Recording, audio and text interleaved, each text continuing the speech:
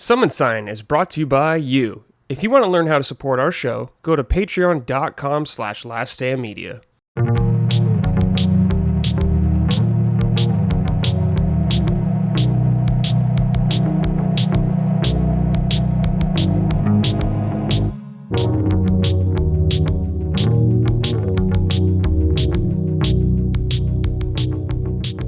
Hello everyone, welcome to episode 24 of Summon Sign, Last Stand Media's weekly in-depth gaming discussion podcast. I'm your host as always, and joining me this week are Ben Smith. Ben, how you doing? I'm doing all right, man. There was someone up until about 4 minutes ago outside my window, like across the street, mowing grass on this public property, and I was about to go out there. No, I just figured I'd deal with it. But they're gone now. They're done. So we're good. We're set. The menace. And also joining us, Chris Raygun. Chris, what's up, dude? Nothing much. I got up so early today because I saw you tweeting and stuff early. I was like, what's he doing? I don't know. I went to bed. It was like 10:30 and I was like, man, I'm really tired. And I just was like, and I know myself well enough to know that if I push past that tiredness, I'll be awake for like 10 more hours. So I was like, I'm gonna ride this wave. And I passed out super early, and then I woke up naturally just at like 5, and I was like, well, damn, I guess I'm up. Yeah, well, whatever. Yeah, at least you're not waking up at like 4 p.m. or something. Oh God, no. Not anymore, thank God. I know. I used to wake up late, like 2 p.m., 3 p.m. Like felt like I want to kill myself. Shit. It's so depressing because you get like an hour of daylight. Yeah, right. It sucked ass. Dude, Chris also not wearing the glasses still, dude. What's going on? When are you getting that LASIK? I don't know. I'm still feeling it out, really. I feel like glasses are my face, so it's strange to exist without them. I don't know. It's also expensive to do, and also I keep hearing horror stories. No, man. Like, dude, I'm telling you, dude. I keep hearing terrifying shit where it's like, maybe. I don't know. It was so easy, man. So easy, so chill.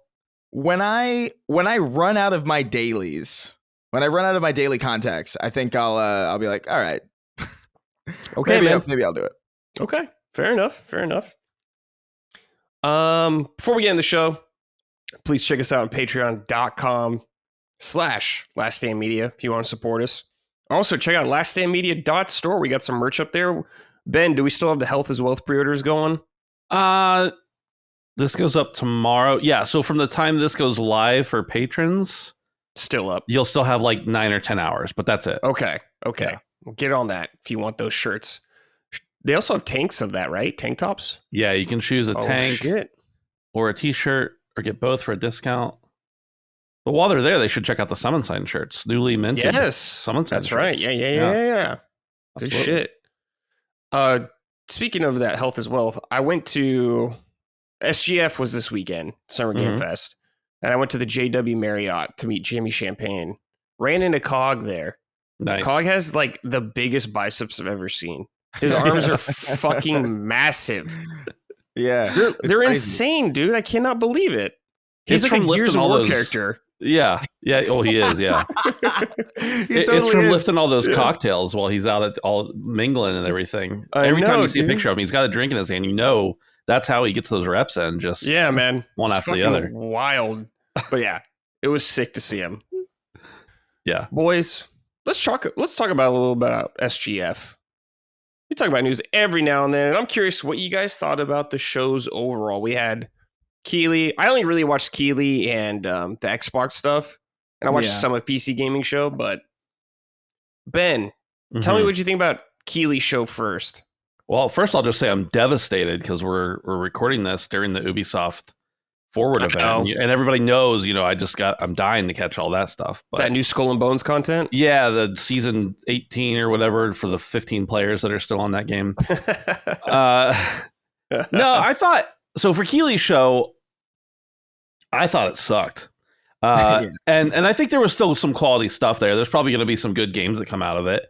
But I think it was a little bit of a letdown just because of what we're used to from Keeley's show. There's usually at least one big thing where we're like, wow. And, that's not, I don't think that's Keeley's fault. He's just working with what he's given, what people have. You can't show games that don't exist, of course. Well, Some people would tend to disagree with that, but Yeah. but no, I thought it was. If it weren't such a hyped up thing every year, and if we hadn't come to expect such a higher level, it probably would have been just an average fine show.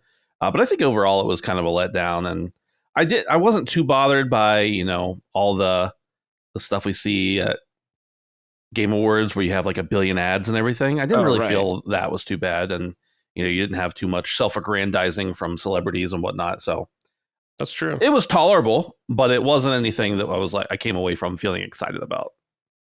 Yeah. Chris, what about you?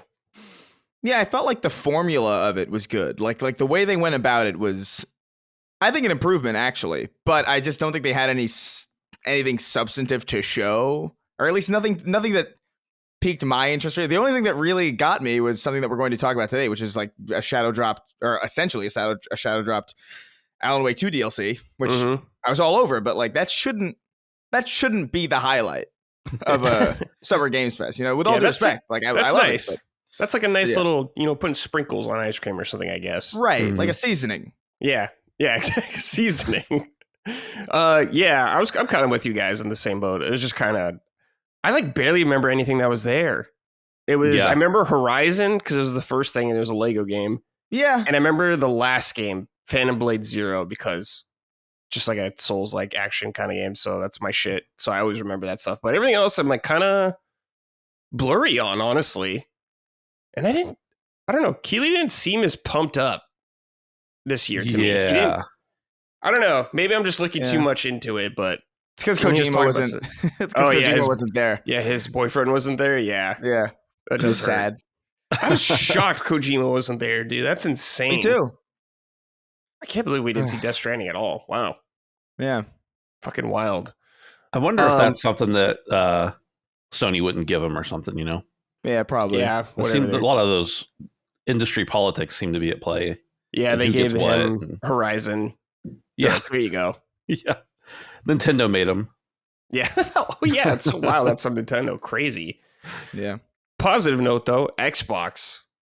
Ben, Xbox thoughts, please. Yeah. There's a lot of good stuff they showed. It was a really good, really strong showcase. And I'll talk about it a little later, but I hope they can deliver because there's a lot of really good looking stuff. And I hope they're not stacking the end of the year again too heavily. I mean, a couple years ago, they did that with a couple games, Forza, Halo, and I think it was to their detriment to some extent. For me, at least, wasn't that the Psychonauts year too? And like there was a Forza Horizon that kind of ate into, or like Halo launched early in the middle of Forza's hype, kind of. Oh yeah, that's right. Yeah. That was a weird time. I just hope that, I mean, they got a lot of 2024 stuff left, and it's only June, but I'm hopefully optimistic about all the stuff that they showed, or most of the stuff that they showed. And for the first time ever, I was like, I mean, I've tried Flight Simulator before, but this time I was like, I might try that out, because like they added some different stuff into it, it seemed like, than they've had in the past. So not that Flight Simulator was my highlight by any means, but it's just a game that I've never really been interested in. I was excited about. So yeah, totally. Chris, I know you're excited for a couple things at least. Yeah. I went into, I mean, it probably does help that I went into that showcase with not the highest expectations. Xbox has had pretty unenthusiastic press, to say the least, lately. And for good reason, I wasn't necessarily super excited. And I felt like that was honestly a pretty killer showcase from like start to finish. Like it was like really well paced. It was like a lull maybe towards like the later half of the middle, but it picked up quick again. And yeah, there's a lot of stuff there that I'm super jazzed about. Excited to see Gears going back to like that kind of horror route. I'm excited. Yeah, that was a great trailer. Yeah, great, fantastic. That's probably one of the better trailers that I've seen in general of the last couple of years, and even just stuff that I didn't expect to like that Expedition 33 game. Oh yeah, the Ben Starr RPG. Yeah. I saw that and I was like, oh yeah, it looks. I like the art style generally, but I was like, yeah, right. I thought it was an action game, and I was like, okay, yeah, I've seen. And then it went into that Persona kind of UI and a turn based, and I was like, oh wait, Yeah. what is this? This is really and even, also the premise of it seemed really interesting and strange. The fact that they're playing that seems like a joke hypothetical, like, oh, there's a witch in the distance painting numbers, and it's like, what the hell? What is this? And they're playing it super straight. I like it. Yeah. And there's a lot of stuff there that looked really good, but I thought Xbox kind of they saved the week in that way, because it was really looking Yeah, kind of boring, honestly. They gave us a little dash of that old E3 hype that we all enjoyed. Just a little bit, you know. Yeah, things will never totally. be the same, and that's fine, but just some nice announcements. I was like, oh, sweet, yeah. Video games are great. I love video games. Yeah. I have one suggestion for like the industry at large. Yes. You had I think it was called Wu Chang. Is that right? Wu Chang. Oh, maybe. Wu-Chang. Yeah. Well, Yeah. it came on, and I was like, I looked at the name, and I was like, don't we have 3 games already named this? Wolong, I'm wrong. We don't. It's just, you know, Wukong. and they're all similar in style. And then the game Expedition 33, I saw like the 33 imagery before they really showed the game, and I was like, is this that Immortals game? Is it 33 Immortals? Oh yeah. I don't know. That- I think the Yeah. industry just needs to have like a conference every year and be like, all right, here's what we're thinking about naming our next game. And then just nobody names their games the same. It's not that hard to ask. We do it with movies. You get like 20 years between movies that have the same name. So figure That's it out. true. Yeah. That Expedition game's like Claire something Expedition 33. It's just Yeah. like, I'm Yeah, never it's- going to it's got a- remember what that name is. Yeah. It's Right. got a weird name, but that was a Yeah, it surprise. looks awesome. Perfect Dark also kind of showed up in a way that I wasn't expecting. Yeah, it to, I was really based happy on- to see Perfect Dark, man. Had that spy feel again that I remember from back in the day. I never finished the 360 version. Oh, Zero. Yeah, Zero's not very. I know. I should replay it though. But of course, the first one is a classic. Yeah. I hope you get I hope it's co-op with a little alien buddy again. I need weird shit like that. Yeah, I forgot about him. I think I don't know. I was just surprised to see like the stuff that they were pulling from, like the Mirror's Edge style stuff, and there's some Splinter Cell and Hitman stuff in there, kind of, sorta. I don't know if it's really going to be a stealth game, but I just remember hearing like that this game's a mess behind this, and it very well might be. Like, who the hell knows? It really is all. I mean, like Ben was saying, it's really all vertical all slice. Yeah, it's all in the execution and the delivering of these things. But as it stands right now, like that was a really fucking really enjoyable. showcase. I liked South of Midnight. Yeah, that game. What did you think of that, Chris? It reminds me a lot of the PS2 era platformers. No, totally. Yeah, what I appreciated most about it was actually the fact that it's a third-person game where the camera is kind of far away. Yeah, I know it's like a really little thing, but like I feel like modern games like Hellblade and God of War and like a lot of these games want to pull you as close to the character as possible, so you can like look at the fidelity. look at fucking Aloy's hair. And it's like it's cool, like it's great, but I don't know, there's something about that camera distance that makes third-person games kind of fun. It reminds me of like Spider-Man 2 for the the Xbox and PS2 and Prototype and those older games that kind of had you further away. Also, I dug the style of it and the choppy frame rate I like, but it is kind of it's weird because I like that style in cutscenes and in like Spider-Verse and film and stuff like that. I think it's interesting. That Puss in Boots movie did some of that too, weirdly enough. Dude, it's I a need great to see movie, that. by the way, for no reason. I've seen the very first one. That was like, not. I was like, at the time though, when you're getting like Shrek 4 and 3, it's like not way better. But I'm not saying it's great or anything. But I need to see the new one. That new movie is really good for some reason. I don't know where they just decided to make a good Puss in Boots movie. I don't know why they did that. But that style of frame rate's like really interesting. But like in a game, it's like I appreciate it, but at the same time, I can't help it. Like my brain says, "Oh, it's running poorly," even though I know it's not. Like I have to train my brain to like, okay, this is a style thing. Yeah, but I think it's kind of weird because like when you rotate the camera or move around the camera, everything's like at 60 frames. Yeah, but then your character's like 20 or something. It's just kind of weird to get used to, but it's interesting. I don't know. Yeah, I appreciate it. I'm glad that it's something different, so that's cool. I think Fable looked pretty good. I liked visually, it looked really stunning. I liked the tone of it. I liked the visuals of it. I wish we saw more than 3 seconds of gameplay cuts or something. Yeah. Show me like 15 seconds of just what it's like playing or something, or like actually fighting something. I know we got plenty of time to show the game more of, but for how long this game's been in development and announced for, it's like, you just give me a little more. Yeah, that's kind of how I'm feeling about what is it, Perfect Dark and State of Decay as well, where it's like these were announced a while ago, like quite a while ago, and to not have dates for either of those is like, come on. Like, it's been so... And also, I was thinking, like, dude, stop. Okay, this is just a general rule that I would like people to follow. Stop announcing your game so goddamn early. Because how cool would it have been to not know anything about Perfect Dark and for this to be our first introduction to it? You know what I mean? Like, that's all I was thinking the whole time was like, man, this would have been such a good, like, out of nowhere, like, oh, Perfect Dark is back and this is what it looks like. And it's like, oh my God, this is crazy. And instead we had like 5 years of like just confusion after like a CG trailer. And it's like, I don't know. Like, I just want some restraint. But yeah, I Fable looks great. I'm there. I've seen people like really kind of weirdly down on Fable, and I think I get kind of, I suppose, because I do also want to see.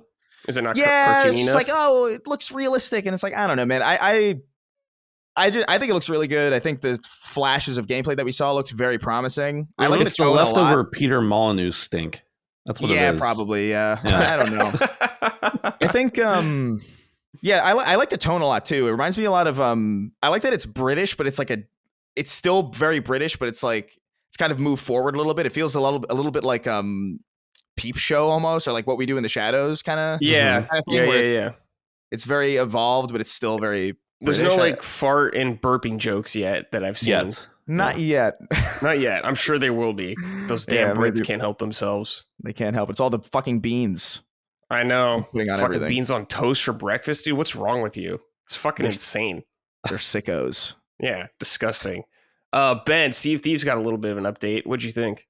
For me personally, but for me personally, it didn't do anything just because they've already showed that stuff off in a smaller form, like on their YouTube page. So, I mean, that was a cool trailer, I guess, for the masses that are watching the Xbox showcase as opposed to a YouTube channel. But I think the mode is going to be cool. The fact that you'll be able to, like, the whole become a villain arc that they're doing here, I think it's going to be fun. But, and I know we're going to talk about Sea of Thieves to some extent later, but the problem with some of these giant, like, new season world events is that, like, once you're done with all the commendations, it then just becomes another thing to sail out of the way of on the map because nobody wants to do it.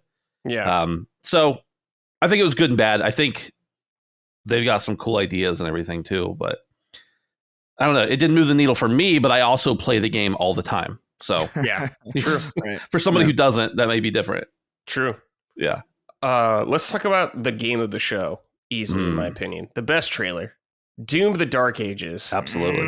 Good God, that's a fucking trailer, boys. Yeah. Holy shit. I loved the weapons he was using in this game. Yes. He had like a bolt gun, like shooting stakes out. He had a skull grinder. He was grinding a skull like in a thing and is shooting out like skull shrapnel, man. Like a chain Morningstar, dude. That game looks so fucking good. I'm so really excited. good. Chris, I know you're fucking dying to. You love Doom. I'm a Doom Please guy, man. tell me. I will never stop shamelessly simping for Doom. It is just, it is exactly my style of just action. Like, does this make sense? I don't know. Does it make sense that Doom guy has a flail and he's in medieval age? I don't know.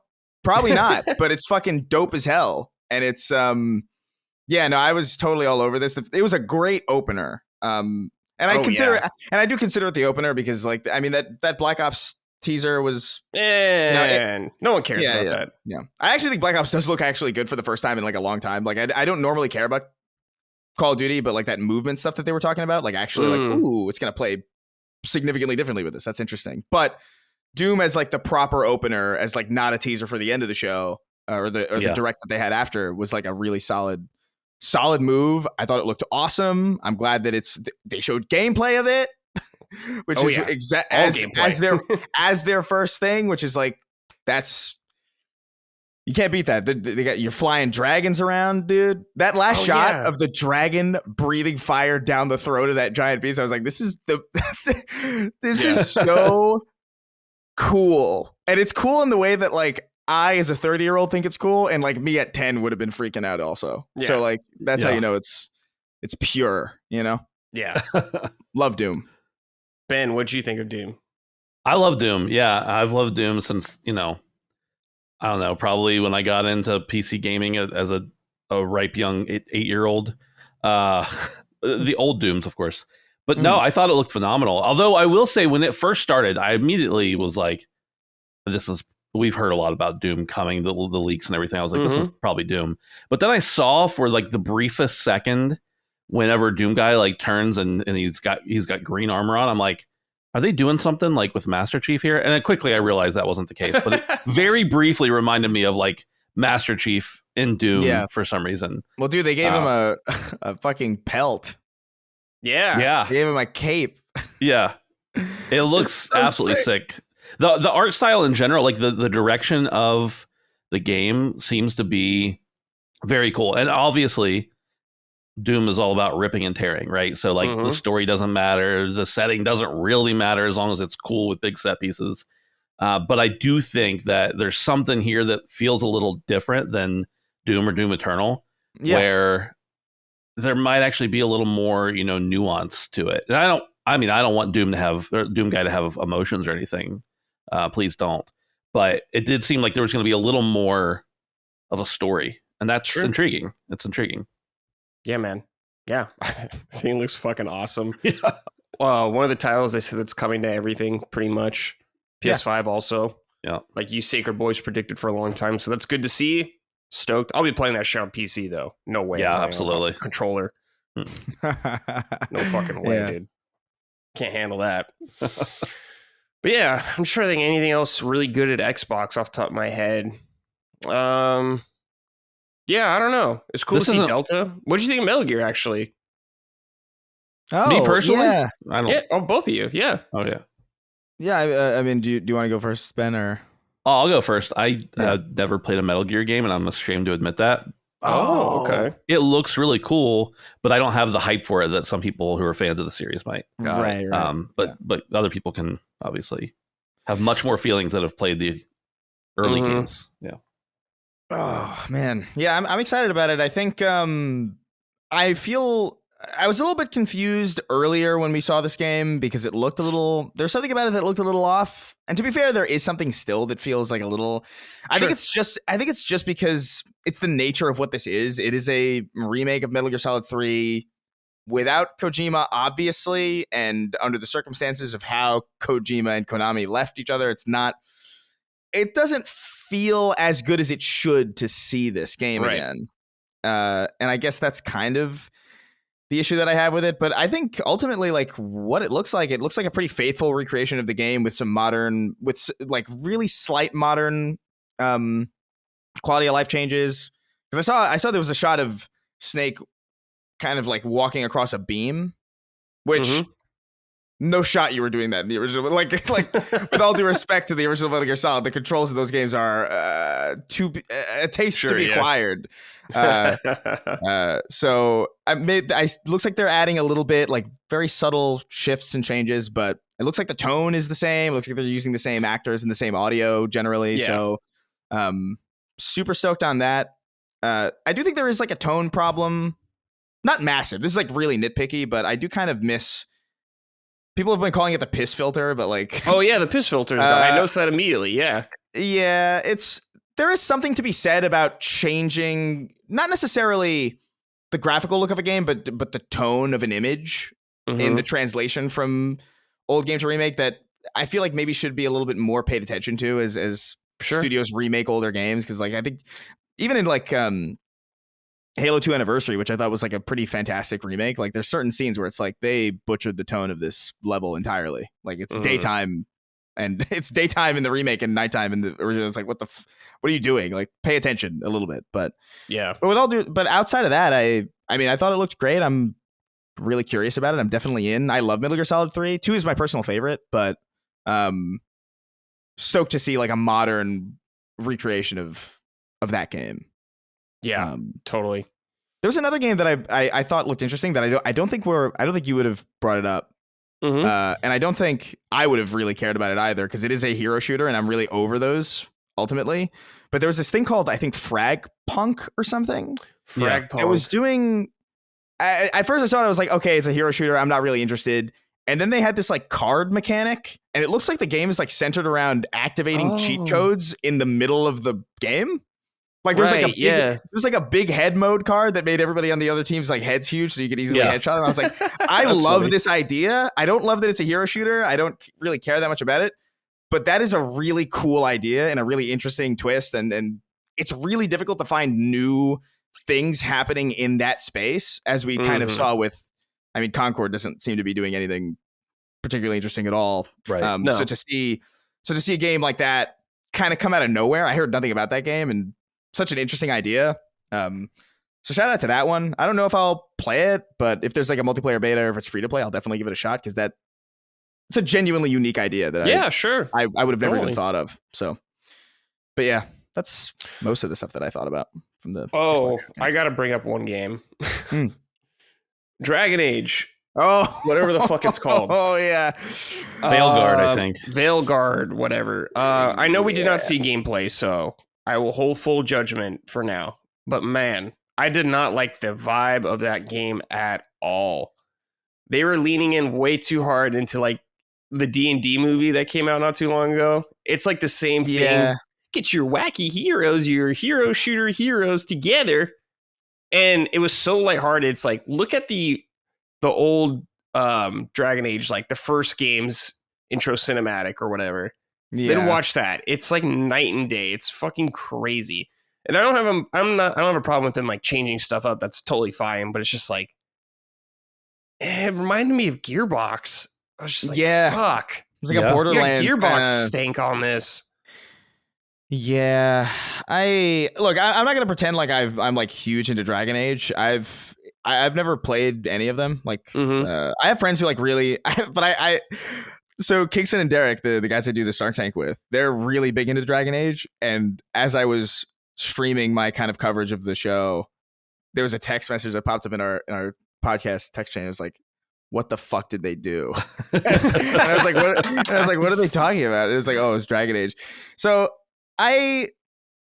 there's a tone issue here, I think, ultimately, because I don't know much about Dragon Age, but even I know, like, as I was watching that trailer, I was like, something feels really not correct about this. And I don't think people are going to be super happy with the direction that this is. Ultimately, it is just, there's a chance that this could just be like a bad trailer. Yeah, definitely. That is always possible, but I do think like if they're really leaning in this direction, I don't know how happy people are going to be. Even everything down to like even just the music choice that they had was strange. Yeah, wasn't it like David Bowie Heroes, but as a cover or something? Yeah, it was like a worse version of Heroes. Yeah. And it's like, why?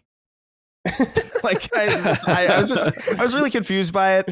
I don't know, man. I'm hoping for. It's just so sad to see BioWare. I know. Not hit in a showcase that was pretty full of hits, or at least at the very least, no objective misses outside of really this one. And Life is Strange. That was a miss.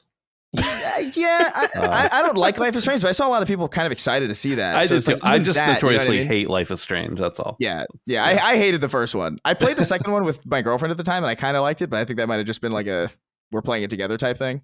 Oh, sure, yeah. But yeah. I don't know what else to say about Dragon Age. It's a little I think you'll lose a lot of franchise fans, but I think that style of game is going to pick up a new. I mean, it doesn't look good to me. Of course, it's just a cinematic, but I think that they're not going for the franchise. They're going for the people who are going to play it no matter what because it's Dragon Age. And then they're going for a new audience. They're not trying to back in the casuals from old. Is that what the fucking audience wants, man? Is that what the casuals want? I really hate this idea of like modern audiences because every audience is a modern. There's no. Just make your game for the people who play them. Like, what are you talking about? Modern audience? This is no such thing. Yeah. Redundant. Yeah, unless it's like 80 years ago or something, I guess, where everyone's fucking dead. That was the original audience. You literally can't make a game for an audience that is not modern. Like you literally cannot do it. Go do it. I'm out for new players. for newer Right. players, Right, but it's not people who are franchise fans. I know, yeah. but I hate that phrase so much because there's a 1930s animated fucking shooter, like what it was called, Mouse or something, that's coming out. Like, was that not for modern audience? I don't know what you're talking about when you say that. Yeah, it means nothing. But yeah, I think there's a problem with the tone of it, specifically because and this is something that I've just generally grown kind of tired of, and it was actually a problem in the most recent Destiny expansion before the final shape in Lightfall, and it's elsewhere too, but this like allergy to sincerity. This like, we can't be, if something's a little bit silly or like a little bit nonsensical, or if something is like a leap, like we have to like look at the camera and like wink and nod and like kind of like, isn't this funny? Isn't this right? Isn't this fucking silly? Isn't this crazy? This is happening. And it's like, we don't need that. Like, I much prefer even vanilla Destiny, where like it was all like melodramatic and serious. Like, I way more preferred that than like, whoa, I'm a wacky surfer dude flying around Venus. How weird. You know, like, like, I don't know. I know. I wish we had more sincerity in writing. Yeah, it's definitely been the trend for a while. We need a breakthrough. We need something else. Please stop. That's enough. That's enough, guys, okay? Just please relax. Oh, also the hardware. I thought the hardware announcements, I thought these were actually very weird. Yeah. First of all. Yeah.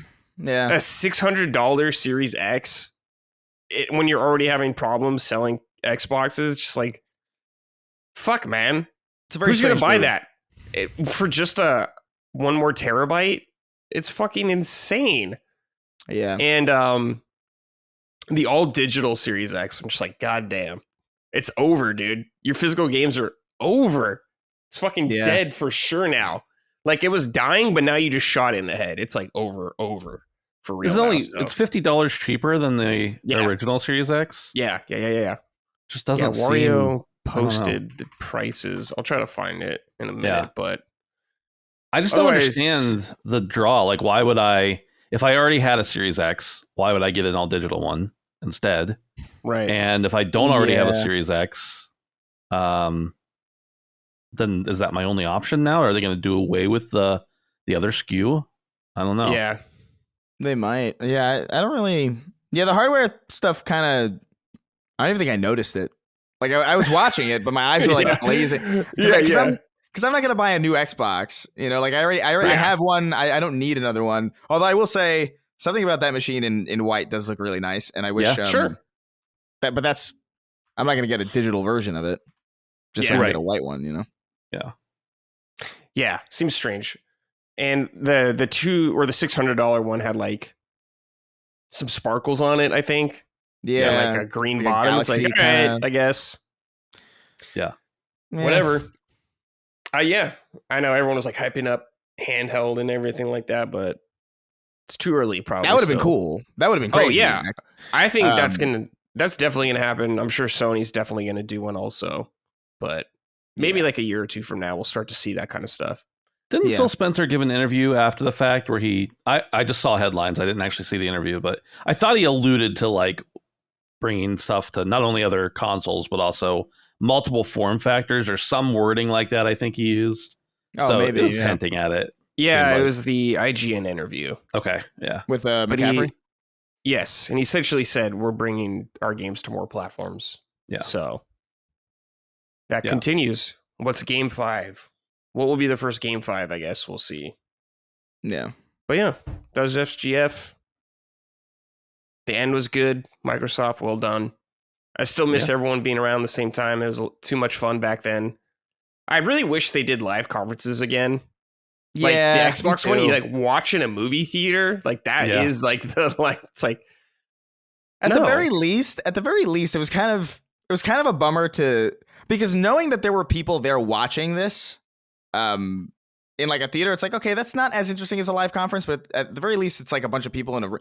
I thought that they would at least have like mics attached to the audience in some way to get us. Oh, sure. Because even that alone, like I would have loved to hear like what the audience sounded like during the Gears showcase or like during the a lot of these trailers. Quite frankly, I think there's just something interesting there that's kind of lost because I remember I loved watching when they revealed God of War the God of War reboot a long time ago, and then like you could hear people like, oh yeah, I missed that.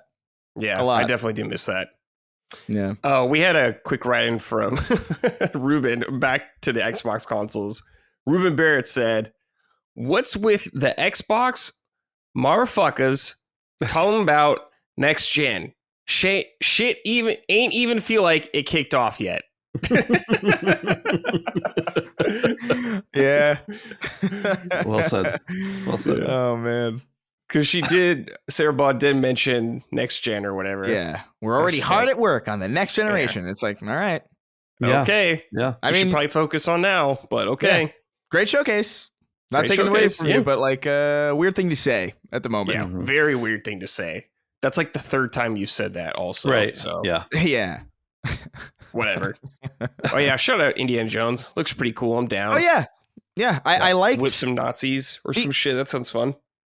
Indiana Jones is weird because I feel like I'm not necessarily as excited to play that game as I am excited to just kind of like this part, like this section of the showcase where they showed Indiana Jones convinced me about the story of it. Because it seemed like it seemed like this the presentation. This looks fun. I like the Nazi going choo choo. It won me. It got me. I was like, this is great. They know how to make a really great Nazi. Yeah. So I'm kind of stoked for it, but like the gameplay parts of it kind of look a little whatever stiff to me. Yeah. Stiff. Thought it looked a little stiff, and like there was one part where you throw your whip and you swing across something, and like when he landed, his arms were like, I don't even know how to describe it, like straight up and down, and just kind of went to the side, and I'm like, that didn't look good. The animation, the animation was a little wonky. Yeah, I mean, I don't need Indiana Jones fucking jumping up 3 stories like Doom guy or some shit. Sure. You know? Yeah, exactly. But yeah. I do. He's like just some 30-year-old average shape guy, or just he's literally a professor. He's a professor at a college or whatever. So he's doing his best, I guess. All right, let's talk about what we've been playing. Actually, Chris, we're gonna start with you with Destiny 2: The Final Shape. Is this the end of Destiny? What's going on here? So no, they had actually this morning. I was actually really glad I got up so early because they had like a showcase or like a little the Journey Ahead kind of live stream planned for 8 a.m. And I remember in the middle of the day yesterday, I was like, there's no way I'm going to make that. And I managed to wake up early enough to catch it. So it looks like they're doing these kind of smaller episodes for the next year that kind of take you through like, I think the goal with these smaller episodes is to kind of set up mysteries for the future, or to shake up existing, character relationships and existing pantheons and things like that to kind of shake things up. They're adding potion crafting and potions to one of these, I think either the second or the first episode, which like immediately got me like, oh no, are they really pulling me back in? The second one was like, oh, there's fallen vampire hunters, and it's like, damn it. So, but then after that, they announced, I think, for year 11, which is 2025, something called Codename. Oh my God, what the hell was it? It was Codename Frontiers, and that's all they showed. It was Codename Frontiers, which that word has a lot of implications. But like none of them are concrete. It's a lot of speculation. A lot of people kind of dreaming up in their head, imagining the best possible interpretation of what that is. Like, oh, maybe it's like fully open space. We'll be able to fly our ships out. Are we leaving the Sol system? Like, are we going into a full MMO type thing where it's like a lot of people are speculating. Yeah. Doesn't really do anybody any favors to do that. But Codename Frontiers is a that catches my attention. And the episodes look to be shaking up things in ways that are a little bit more interesting. They're bringing back the Dreadnought from the Taken King too, which is kind of interesting. Giving some new context to that. So that's the future, which looks pretty interesting. But I gotta say, man, they as far as Final Shape goes, I am surprised. Greatly. Surprised? How so? I don't know, man. I wasn't expecting it to be good. I'm so used to things not hitting the way that they really, because we've had so many situations and so many even just outside of games, but even specifically for games, like, oh, well, Starfield's got to be like a 10 out of 10 objectively because it has to be. You know what I mean? There's always these things that have to be, Right. and they rarely are. And so for Destiny, delivering on a 10-year-long story that's been going on and kind of meandering and kind of like ups and downs and peaks and valleys and ebbs and flows. And after Lightfall was so bad from a story perspective, and after these shakeups at Bungie and the layoffs and you know, internal reports of them just missing you know, projections and in-office morale being reportedly very low. I don't know, you know, whether or not the final shape was going to hit was very much up in the air, leaning towards there's no chance, right? Like there's no shot that they're going to land this plane. And they landed it probably better than I could have even really wanted them to, in such a way that I was genuinely thinking, like, is this the best Bungie thing that they have made, period? Wow. Like counting the Halo trilogy and you know, all that stuff. I was like, is it? And I was like thinking, like, it very well might be. It's difficult for me to divorce myself from that nostalgia and that love that I have for those games and what they meant for me at that time. This is the first time really ever that I've even had this question in my mind where, like, this is really up there. Not only as an expansion, but just as like from a level design and like a mission design perspective, from like a challenge perspective, from just landing the plane.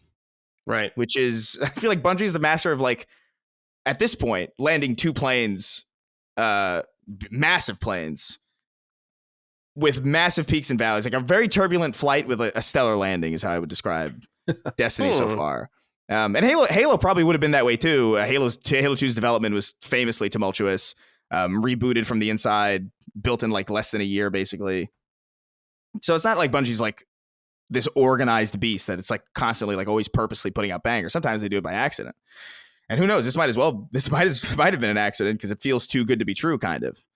Yeah. But yeah, it's crazy. Yeah. What's like the hook, I guess, that they introduced in this expansion? The gameplay hook. I feel like they always try to introduce something like that, right? Yeah. So the gameplay hook this time is a subclass called Prismatic, which basically allows you to break the line between subclasses and mix and match different, like you can have a void grenade and like a stasis melee and like a, you know, a void super, and like it breaks the game completely open. And I think the hook is really build crafting this time. And they've expanded build crafting in previous expansions. Witchcrane was even Beyond Light and Lightfall had like really massive strides as far as that goes. That's why I never really call those expansions bad per se, just like narratively mega unsatisfying. But yeah, this time it's difficult to describe why this is so transformative unless you play the game regularly or you're just really into that build crafting mode. Like, 'cause there's some people that I know who play Destiny who don't have a build, and I'm like, that's crazy. I don't even know how you like, I don't even know why you're playing. Like, it does feel good to move around and shoot things for sure, but like, do you understand what you could be doing? Like, do you understand the damage that you could be doing? And you could be turning these missions into fucking Dynasty Warriors levels where you're just like, trouncing everything, but you're settling for less than. I don't know why you're doing that. But yeah, and that's really the big hook, is to kind of break the barrier between these subclasses and allow you to really finally build the class that you would want to build. And in some cases, there are some of these builds that are like completely broken in a way that's awesome. And they're adding stuff to the game it feels like not necessarily last hurrah, but like the intention of maintaining a balanced sandbox seems to have gone out the window in a good way. It's absolute chaos. And like, I have a chess piece right now that every time you pop a barrier, which is like a rechargeable ability, it fires like 8 homing rockets out of my back. Ooh, and just that's fun.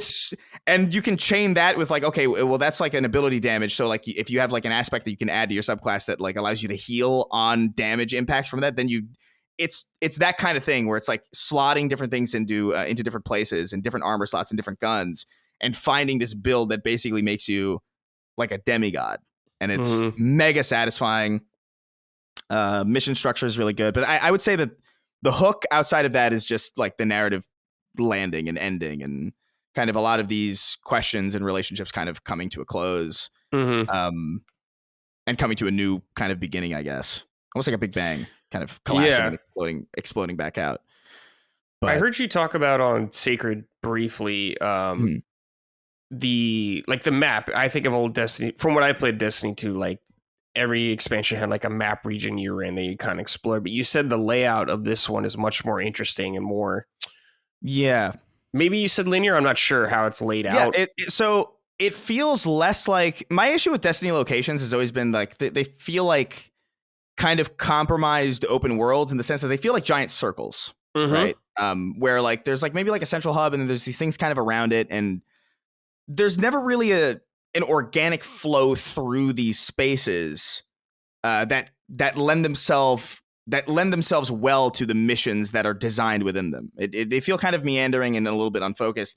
This destination is more like, it's almost like a Halo campaign level, but stretched out really long. Like it's more like a really long, expansive hallway than it is like this giant circle, which kind of sounds, if you write that out on paper, it sounds kind of like bland, or it's like, oh, what's the appeal of a hallway? But the flow of mission from mission to mission feels so organic and so coherent and cohesive in a way that Destiny's really had a difficult time doing, because you're usually, you're landing in one landing zone in this open world, and then you're going back to the tower, and then you're going, to Venus to talk to somebody else, and then you're going back into this open world, and then you start from the same place, but then you got to meander through the place that you've already been to start this new mission. Here, it's a lot more focused because the tower setup is on the destination. Oh, okay. And the tower destination kind of follows you as you move through the story. So like you basically have to like set up camps like as you progress through the story, which kind of grounds you in that area. Like even if you go to the tower in the middle of this campaign, it will tell you, we recommend that you don't do that, because the story is you're not meant to do anything outside of the story until you're done with it, which is something that I've been wanting from Destiny since the fucking beginning. Like I've been wanting this exact style of location, this exact style of moving story, where it's like, okay, we understand that the live service trappings, you need to have an NPC to give you a quest and give you dialogues and give you ways to upgrade your stuff. You need to have access to your vault. But you don't want to necessarily tear yourself away from this grounded play space that is really, really satisfying to move through. So that, from a design perspective, is really satisfying. It's also just visually stunning. There's a lot of really great, like, beautiful images, and because it takes place in the Traveler, it's very metaphysical and very like, it can be whatever it wants to be. And so you're seeing shit that makes no sense. There's like hands that become trees coming out of the ground. It's like, it's very trippy. It's very cool.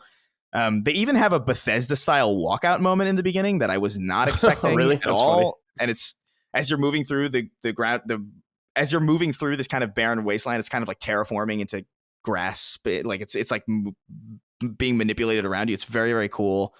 It's also the only destination that is not, I forget the word that they used, and I don't even know necessarily what word to use here to make the sentence flow well, but it's the only destination where you will not run into other players. Oh, okay. It is entirely, though, because the whole point is that you are alone in this place with the characters that they send with you, like Cade and all these other characters that are NPCs. You're never going to be in a situation where you're kind of fighting a boss and then some level 5,000 player swoops in and kills it for you and kind of steals that moment from you.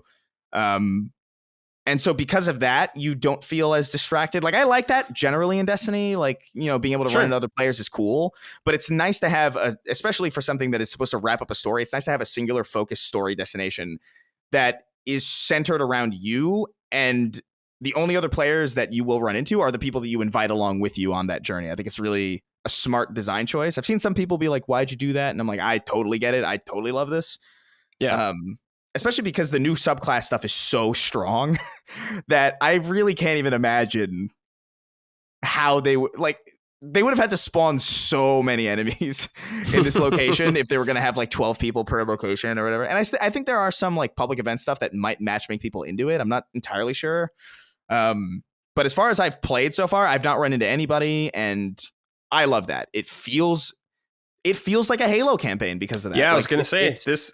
The way you're describing all this feels like an old Bungie single player campaign or whatever. And that sounds very appealing. I love that it's more like a linear fashion, not having to go back to the tower, because it keeps you grounded in the story and immersed in everything that's going on. Where it doesn't, not when you travel back to town, you're like, oh yeah, I'm playing an online multiplayer game or whatever. It's like, no, you're here in this space. You're supposed to be here. That all sounds really great.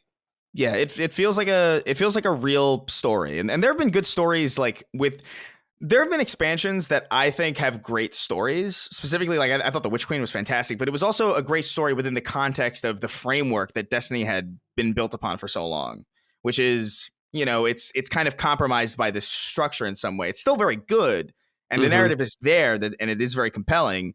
But you are going to the tower and coming back. And it actually kind of reminded me of one of my only problems with Doom Eternal, actually, which was that like the flow from level to level, because you were going back to that hub constantly, right, didn't flow as well as 2016. It's really the only point of criticism that I have with that game, really, at all.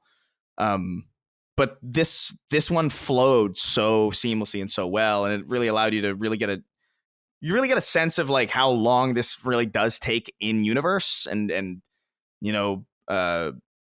exploration feels a lot more interesting because of it, because it is you understand what's ahead of you in a way that's very approachable, in a way that I think a lot of Destiny locations in the past have been kind of like, where do I go? Do I go left or right? Or like, like where am I supposed to go? Even the waypoints feel confusing in older destinations where it's like, okay, I go, all right, it's follow the diamond, but it's taking me through this thing. It's like, does it really? And then it goes backwards, and it's like, it's all fucked up. But yeah, no, I think it really does feel like old school Bungie. I saw a friend of mine tweeted this meme of like that Ratatouille picture of the guy eating. Oh, the critic, yeah. Yeah, the critic eating, and it like brings him back. It's like, it really does feel like a Halo 3 kind of landing the plane perfectly, and even just from a mission structure and story design structure, it feels like that kind of campaign, which is a wonderful breath of fresh air for Destiny. And yeah, that sounds awesome. Yeah, I'm so glad to hear that people are loving it, because I remember when Lightfall came out, everyone was like ready to quit, essentially. Yeah. But I was looking forward to this specifically because I was like, all right, I'm ready to be done. Yeah. Because that was terrible. Ben, yeah, are you interested in playing this at all? I don't even really know your history with Destiny either. So I played a little bit of Destiny 1, but not a lot. And then right before Forsaken came out with Destiny 2, I started playing, and I played really heavily between then and until after, I think, Beyond Light. And I think I have about 1,000 hours in Destiny 2. Maybe a little under that, across multiple platforms. And then I was like, I got to be out. I'm done. Like, I can only have one game at a time that consumes my entire life, kind of thing. Because I'm not like, I have a real hard time just hopping in to play the thing. I have to get in and do the dailies and do the weeklies and, make sure all my stuff's done. And I'm not a trophy hunter, but I am a completionist in some respects. So I'm really interested in like doing everything something has to offer. But then, so I was a hard out. And then once Witch Queen came out and got such rave reviews, I hopped in just for that campaign. It was a little while after it came out, but I hopped in just for that story. And then I saw Lightfall came out to bad press, mostly from, all the people who loved it. And I was like, okay, I'm good being out. And so now that I've been out of it so long, almost 2 years, I think at this point, I'm like, I think I'm good. I could easily hop in with some friends and do some lighter stuff, but I think I'm good on just catching up on the lore on YouTube or something like that. There's some great videos out there that tell you more than you'll ever know from the actual game, which is actually a point of frustration for me as well. I've played a lot of Destiny 2, but I think I'm unless somebody twists my arm really hard, I think I'm just fully out at this point. And I'm okay with that. I've come to terms with it. It was one of those things where it was like, well, got to log in and do this. And I just hate that feeling of got to do this. So yeah, for sure. Yeah. Cool, man. Let's see. Kaz didn't risk wrote in. Hey, Summoners, this one is for Chris. There's a lot of talk with Destiny, but I'm curious, what are your thoughts on Keith David as Zavala? I was honestly a bit surprised to hear how jarring it was to go from Lance Reddick to the voice to Keith. What was his character's name? Zavala? Zavala, yeah. Zavala. Yeah, okay, yeah, that's right. But I'm also grateful Bungie used Zavala's story for the final shape.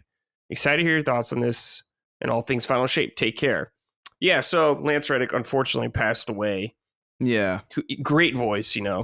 Guardian. We all know that voice. How's the voice for you, Chris, the new guy?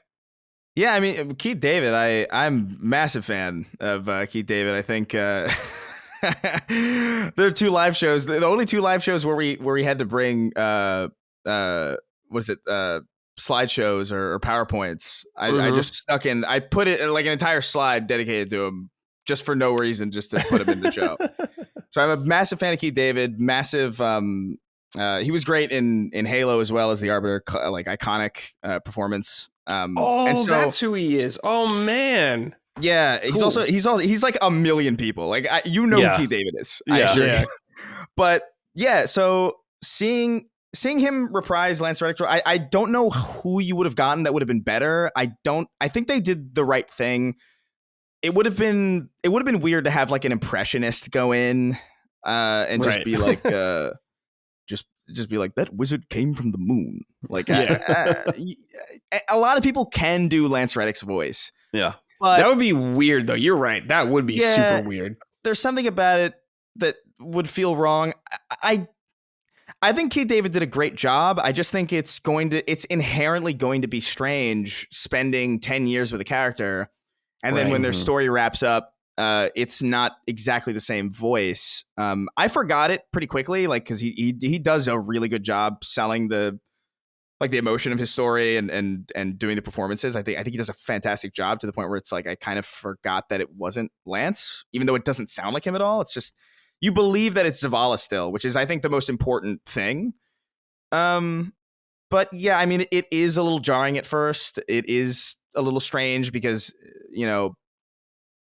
they respectfully and I think correctly chose to keep Lance Reddick's voice as Zavala when you go to the tower and when you go to previous expansions. They didn't like redub it or anything.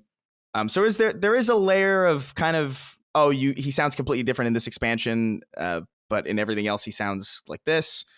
Right. It is a little disjointed, but it is kind of one of those situations where I don't really know how you could have really avoided the strangeness of that scenario. It's just kind of inevitable. It's unfortunate. They did the best with what they had, and I thought they did a fantastic job. Keith David is fantastic in this, as he is in pretty much everything he's ever been in. But I think he sells it really well. It's so funny thinking about that, because Zavala's, I remember playing D1 and Zavala was like probably like the least interesting person. Yeah. Right. And yeah, he was like just standing there. Yeah, he would just stand there and be like, I remember that. He'd just be like, God, you fucking, there's a wizard or something. Bye. Yeah. Whether we wanted it or not, we've stepped into war with the Cabal on Mars. Oh yeah. But it's so funny seeing him go from that to like this, like a really key core character where it's like it's awesome. genuinely one of the more interesting stories in Destiny and in Bungie media period. It's very well done and very well told and very cool. And I thought Keith did a great job. That's awesome. I saw a lot of people like saying that they felt like it was disrespectful to replace it. And I'm like, what would you rather they just not include the character, do him or something? Yeah, like kill the character off screen, recycle old. No, it's not their fault. Silly. He died either. It's so yeah. I think. I mean, dude, Lance was a big Destiny fan. He genuinely played the game, which I think was so special about him to people, is that like not only was he like in this universe as like a character, but he would play with people, he would raid with people, like he would. That's awesome. He was playing, he was online the day before he died. Like he was a real Destiny player, and I really doubt that he would have been like, oh no, don't continue it. It's Right. like it's not it's complete nonsense. Mm-hmm. Right. Yeah, I agree. Chris, how you're saying, like, I find it so fascinating how because I remember I played Destiny 1 a lot when it first came out, and I just remember him kind of being there, not really being anything. Yeah. Just some random purple man or whatever. But now he's like this beloved character that I assume maybe finished his story. I don't know. You don't have to say anything like that, but he got some shine at least, which is great. It reminds me a lot of Final Fantasy 14 in a good way. These random characters I didn't give a fuck about.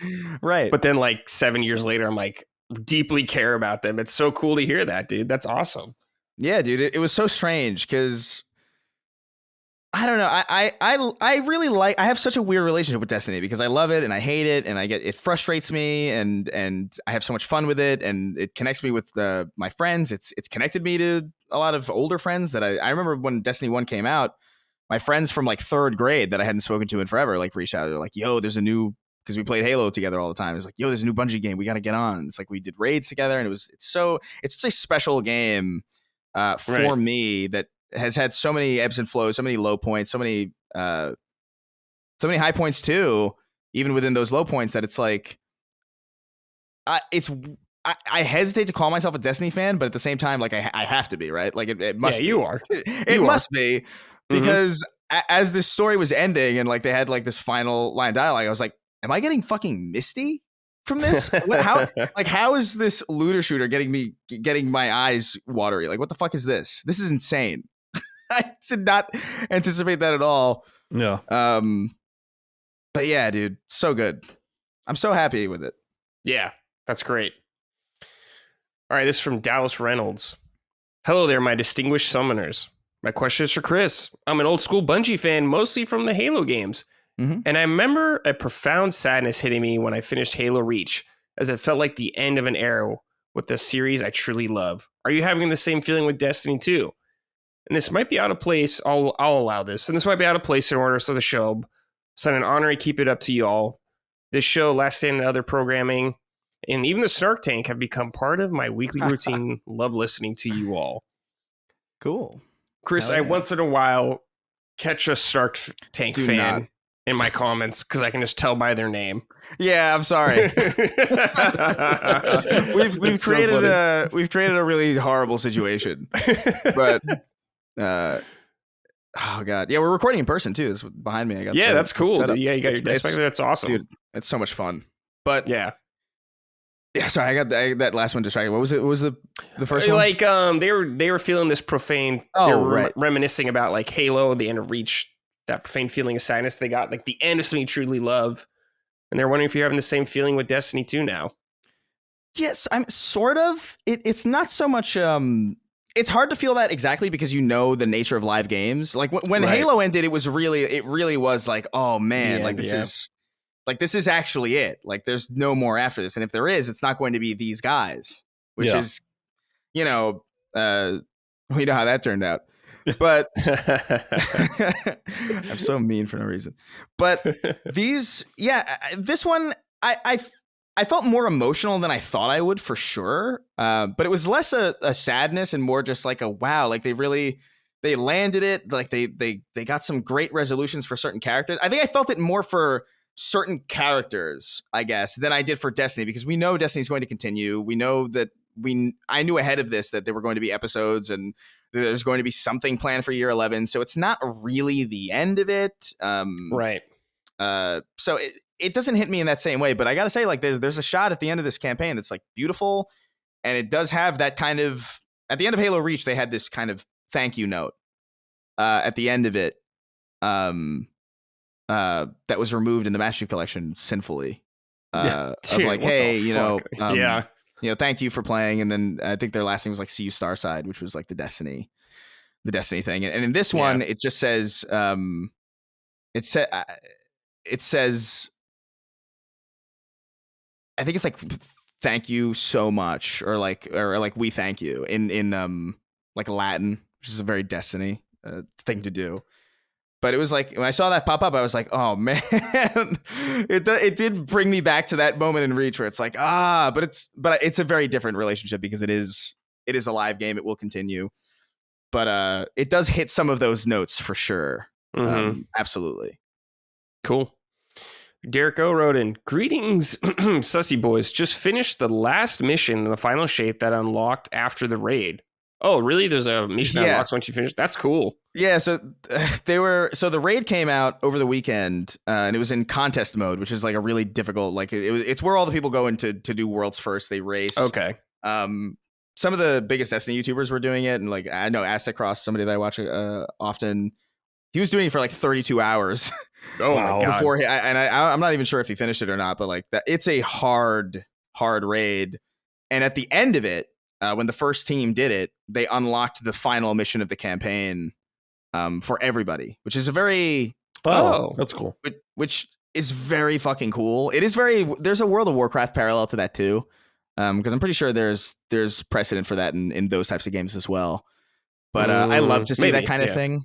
I'm pretty sure because like didn't Luke Smith? There was like a whole story about Luke Smith doing. Maybe I haven't played WoW in a long time, but yeah, I could be wrong. People can correct me. Yeah, for sure. But I love that kind of thing. I think that's really cool. And like even in the cutscene, they're like one fire team broke the hold or whatever. It's like that's so sick. Like for that those people, for those people especially to just be like, yo, we did it first, and like they're kind of canonized in this way. It's that's really cool. It's very interesting. That. And so they had the final mission, which was a 12-player co-op linear assault, basically, on the final boss with this new prismatic subclass unlocked, it is absolute chaos. Like there's no way that somebody can watch that final mission and understand a lick of it. Because it is just explosions and it's so cool, and all these like NPCs and all these characters, these villains that you've defeated and then befriended and turned, show up as AI on the battlefield to assist you. That's really cool. Wow, very fucking satisfying, and just. Because I remember finishing the campaign before this final mission unlocked. I didn't even think there was going to be a final mission. I thought maybe the final mission would be the raid, and that would be the final mission. And that's kind of how some, if I'm not mistaken, some raids in the past have been structured. I haven't done all the Destiny raids by any means. Right. That requires a lot of coordination and a lot of patience and time. So I was, even before this final mission, I was like relatively satisfied because like, oh, they're probably going to wrap it up in the raid, and to know that you didn't have to necessarily go through this like really arduous task of like gathering people together for an entire day and strategizing and really doing this really hardcore activity to see the ending, and knowing that was just unlocked for you for the people that did that. I thought that was like a really smart way to go about it. It allows everybody to participate in the ending. Just a really great mission, a really satisfying conclusion, a really satisfying moment. A lot of stuff there that is obviously enhanced if you've played for a long time, because there's a lot of little things that you wouldn't necessarily pick up on. Even just the grammar that certain characters use is a point of like, oh, that's interesting that person said that.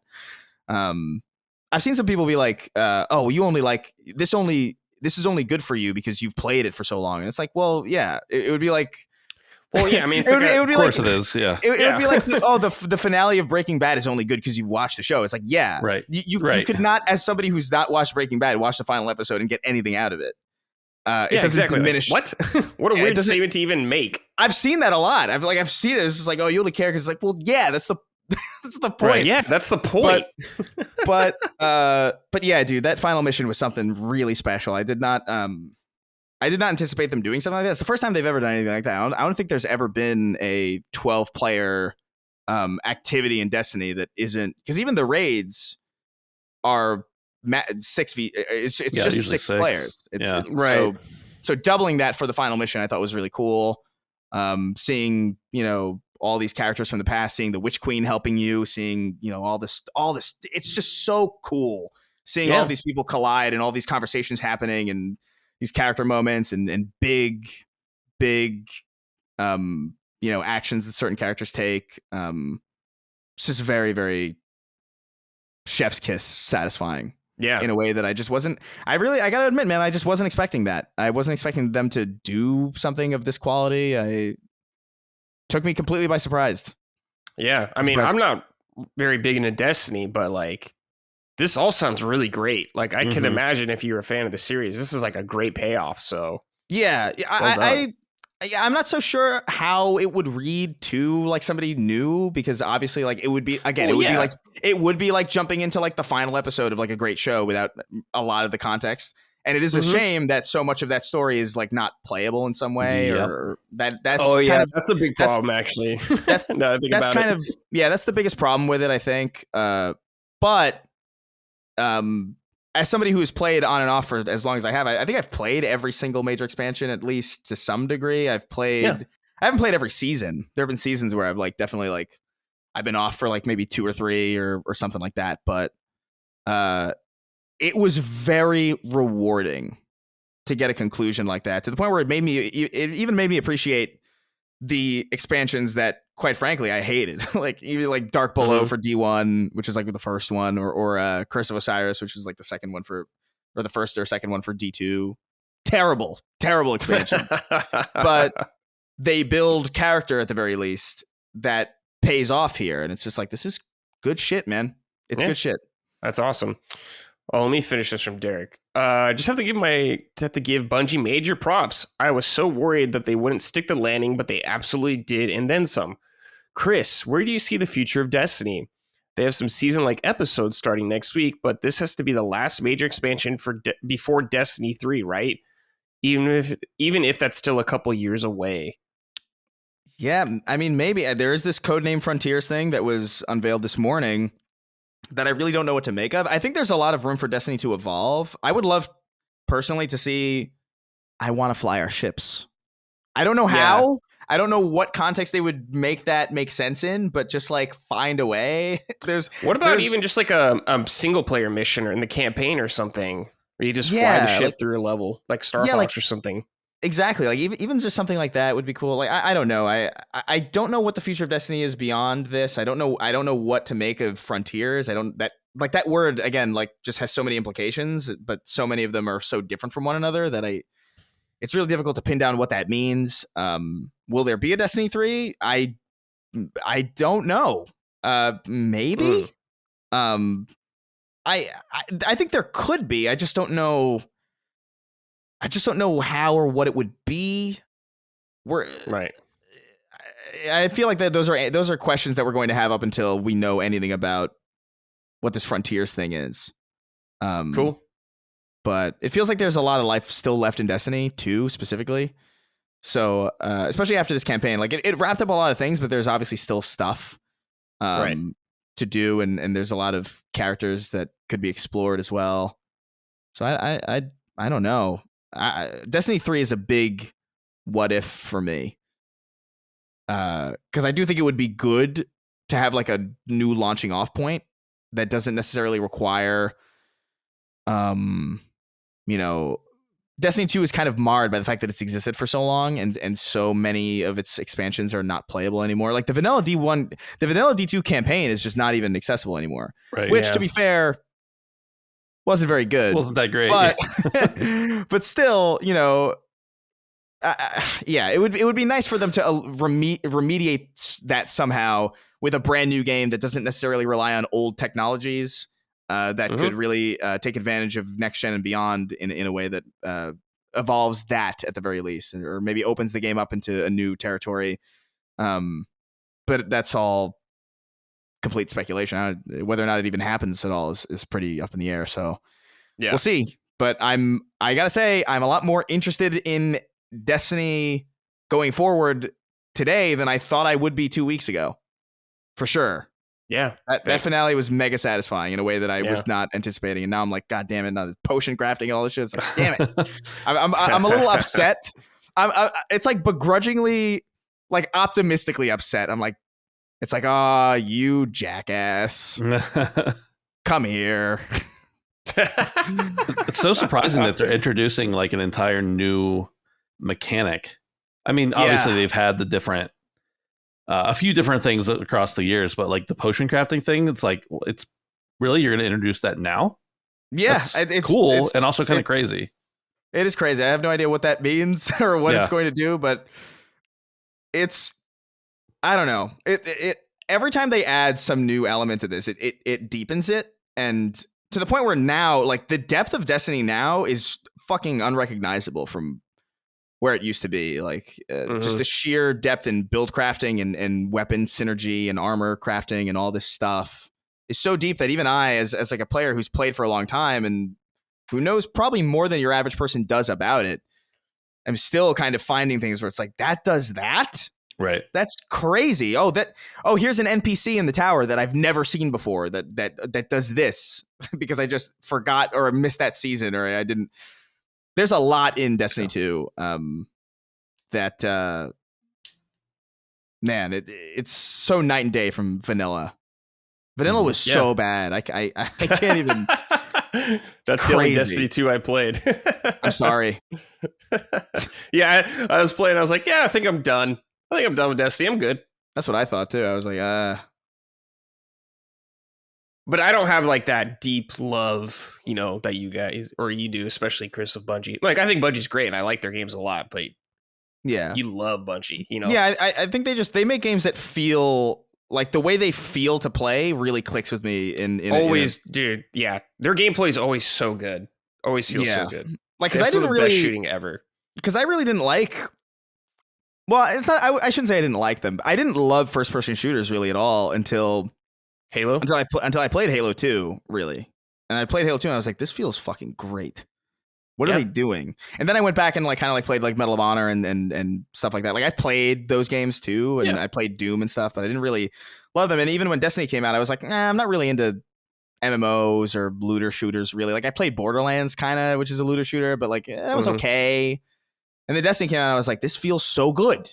And it's why it's why I was excited for Marathon, because it's just like, I don't really like extraction shooters either. But I feel like if anybody's going to be able to get me into that, it's probably them. They just know how to scratch my brain in a very specific way. I mean, I'm very excited for Marathon too, because it is Bungie, and I know the shooting is going to be top tier. So yeah, it's easy to see why. Yeah, cool. I'm really glad you enjoyed it so much. That's awesome. I'm glad to hear Final Shape's great. Love that, especially because it's the end of whatever this arc or story they're telling. So yeah, that's a win. Feels good. Yeah, they needed it. They needed that win. They needed a win. Yeah. Ben, let's talk about your beloved game now. A game you absolutely adore, Sea of Thieves. How many hours do you have in this game, first of all? I can figure that out real quick, but I think it's about 3,800. Damn. Oh, man. That's love. It's great to hear. I mean, there's no other way to put it other than that I just like the game and play it too much. But a lot of those hours, I started playing it during the pandemic. Oh, yeah. So I didn't have anything else to do. Yeah. And then a lot of those hours, too, are streaming hours. I mean, I probably would be playing it if I weren't streaming it, but also I've streamed it a lot. So, yeah, I think about 3,800 hours, which is too many, probably, for most people. But no, I don't think that's that much for... I think about a lot of people in online games, how long they spend with online games, and I think that's pretty average, probably, Ben. Yeah. It seems like when I ask, like, not the the full-time content creators, they're all like at 10, 11,000 hours. But when you ask like the average person who's really into Sea of Thieves, you usually hear like 3,000 or 4,000 hours.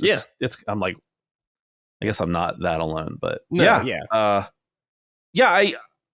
didn't, I don't really know that I have a whole lot of stuff that's new about the game, but I know that there's constantly new people playing it. Right. It's one of Microsoft's like biggest live service things that they have going. It makes them a ton of money. They're constantly introducing new cosmetics, and they have the season pass, the plunder pass. Sorry, and the game has been more fun than it has felt in a long time. There's still like this game is just full of bugs and weird stuff that happens, and like everybody who plays the game more than a couple hundred hours, if there's like a bug, we know how to fix it. Like we're technical support for their game for ourselves. Yeah. It's like, okay, well, I can't buy this. I bought these supplies from this vendor, but I can't claim them. Oh, okay, well, then just go over to this other vendor, buy this thing, and then you'll be able to claim the supplies from the other. Like, we know how to do that kind of stuff, and it just makes no sense. Yeah. But, yeah, the game has felt more alive than ever. And, of course, that has a lot to do with the PlayStation players coming in. and that whole resurgence. And then you've got a lot of other people who are on other platforms who now have a buddy who only has a PlayStation, maybe, and so they're playing. So these other people on other platforms are playing again, and a whole bunch of new mechanics and everything introduced in the newest season, season 12. You've got 2 new weapons, first time in the entire history of the game. They have new weapons. You've got new mechanics entirely. Being able to walk on harpoon lines and stuff like that, to board other ships or to carry loot or whatever you want to do with them. Mm-hmm. And yeah, the game is just thriving. It's funny to think about how much people shit on this game and how many people like devalue it. And I'm like, I don't think you understand what's happening over here. And I think that's the way with every game. Like, there's plenty of people who are like, oh, I didn't know Destiny was still around, Yeah. Way less people don't know Destiny's around than don't know Sea of Thieves is thriving. But you have that if it's not something you're into, most of the time people are unaware of that thing. And it's just so funny to hear like people be like, oh, is that game popular? It's like, well, I mean, I don't know what you're basing that on. It depends on what your numbers are, but yeah, you talk about 50,000 concurrent players at any given time, not just on Steam. Like that's what they say across consoles and everything, and that was before PlayStation came out. So I don't know. I'm just kind of rambling, but I'm really enjoying the game as always. There's been more activity on the seas lately than it feels like in a long time, and they're constantly making adjustments, tweaks, introducing new world events next season, constantly introducing new commendations for people to go and get, and the game is just overall fun. Now, I also play the game in a way that makes it fun for me constantly, because I'm not going out typically and doing quests, and I'm not just fishing, and I'm not just I'm not doing the repetitive things over and over. I really like the PvP side of things, and whether that's like the one-on-one hourglass situation where you're one ship versus another ship and it's a death match to the end. I like that, but I really like basically all the people who are out doing the questing and stuff. I like stealing those things. So every encounter is different. Like you very rarely have the exact same. I mean, almost never do you feel like it's the exact same thing. The fact that you can communicate in game with other players, you're constantly getting something new. Sometimes that's really good communication. Sometimes it's not so hot communication, but you're constantly having different interactions and different experiences, and it really makes the game feel constantly new and alive, because you just never know what's gonna, like, every time I log in, I'm like, I have no idea what's about to happen. Whereas if I were, and this is fine for plenty of people, but if I were just like picking up a quest and going and doing that quest, I know I'm gonna drive to one of these 3 islands, I'm gonna jump out and dig in one of these 10 spots, and then I'm gonna take the chest back and sell it. Like that's not for me. I'm glad it's for other people because I like to steal the things that they're doing, but it's just not for me. So yeah. I'm just constantly having a good time with this game, and I'm happy to answer any questions or whatever. Yeah. So I told you this, Ben. I reviewed this game when it first came out, and I thought the skeleton of the game and the blueprint was really good. Really good. Mm-hmm. There was just nothing to really do except fight people, which is fine. But over the years, they have added a lot more story content, I guess, or like quests to do and stuff like that. Mm-hmm. Let's say like a new player's coming into the game, Ben. Where would you tell them to start with all of this? Yeah. Well, I think it really depends on what somebody wants to do, because they have added a lot more story content. Mm-hmm. Now, story content isn't my favorite thing about the game, but it is quality stuff. Right. They've got different tall tales, which are essentially just like, that's the story of the game. And then they've got the Pirate's Life, which is the Pirates of the Caribbean. I did play a little of that, and it was really good. I need to finish that, but I really enjoyed it. It's really good. It obviously has a lot to do with, Jack Sparrow and Davy Jones and everything, but it also ties into the main lore of the game. And then there's other tall tales and stories out there, of course, that are part of the story of the game. So those things are all really good. There's also a ton of different types of missions you can do. The really nice thing they did, I don't remember if it was this season or last season. I think it was last season. Used to, you had to go and you had to like sail to, a different outpost the whole way across the map. It could take you 10 minutes to get there, depending on which direction the wind was blowing, maybe longer. And that's how you would start a new tall tale or a new quest or, whatever. And now they've added the mechanic in that, and you had to also, like, if you wanted to do a merchant voyage, you had to go to a merchant on an outpost. You had to give them gold to buy the quest. Then you had to go do the quest and go. Now, pretty much you go to your quest board or your quest table on your ship, like the captain's table, and you open it up, and there's just a huge menu full of lots of different things, and you get more or less things depending on your level. And you select what you want to do, and you can choose to either like, okay, I want to go do this tall tale. Well, some of these tall tales only start in like one spot. So instead of having to sail the whole way there, you can just choose to dive there, and your ship goes under the water. You get boosted onto a new server, and you're like 30 seconds away from starting it. And they've done that with quests too. Used to, you get a quest, you look at the map, you have to go to a specific island. Now you can just to like dig up some gold or something. Now you can tell the table you want to do that and dive there, and you go right there, or it gives you something nearby. So they've really overhauled the way that things work. So I would say, like, a lot of people just get in the game and they go and set sail and they just drive around looking for treasure on islands and stuff. I would say anybody new coming into the game or who's trying to figure out what to do, like, go to your captain's table and just pick something. Like, there's so many things to pick from, and do that. Like, that's the best way to progress in the game. That's the best way to earn gold. That's the best way to not be bored, honestly. It really just depends on what specific type of thing you're into. I'm curious, Chris, have you played this? Do you have any interest in checking it out if you have not? Yeah. No, I played. I did nowhere near 3,000 hours, I have to say. But I really like Sea of Thieves. It's one of these games that every once in a while, like, I'll get a text from a friend being like, you want to jump on Sea of Thieves? And I'll be like, yes. And then we'll play for like 9 hours, and then we won't touch it again for another like 4 months or something like that. And that's kind of the cadence of it. It's a very easy. I think the thing that's great about it, honestly, is it is one of those games. It's one of those live service games that I feel like you really can just kind of jump in, and because there is no, as far as I know, like, maybe this has changed, but there's no like leveling system in the sense of like, you're not going to be like underpowered. Right. It's a lot of, it's very cosmetics driven. Yeah, it is entirely. And so you're not going to necessarily be like, oh, he's been playing for like 800 more hours, so he has a better gun than me. Which is, I kind of hate that stuff generally. It's very approachable. It's very easy to jump into, especially with like a group of friends. There's usually someone, if someone's asking you to play Sea of Thieves, chances are they know what they're doing at the very least. So I'm never necessarily in the weeds by myself or completely with no guidance. But yeah, I really like what they're doing with Sea of Thieves. I don't know what there is to do in that game necessarily from the developer providing things for you, but I love that sandbox specifically. I love just getting on with with 2 or 3 other friends, getting on a boat, sailing in just some random direction, and just like, oh, there's treasure on this island. Let's go grab this treasure, and then we'll just go sell it. Just even that alone, and running into sharks and giant squids and storms and other players is really fun. I have this very distinct memory, and I think I was streaming this with a friend of mine. I know what you're talking about. You said it to me. It was so it's probably the most fun I've had doing anything. was me and my friend, we went to this island, and we were trying to find this treasure, and there was a boss that we had to kill to get the key.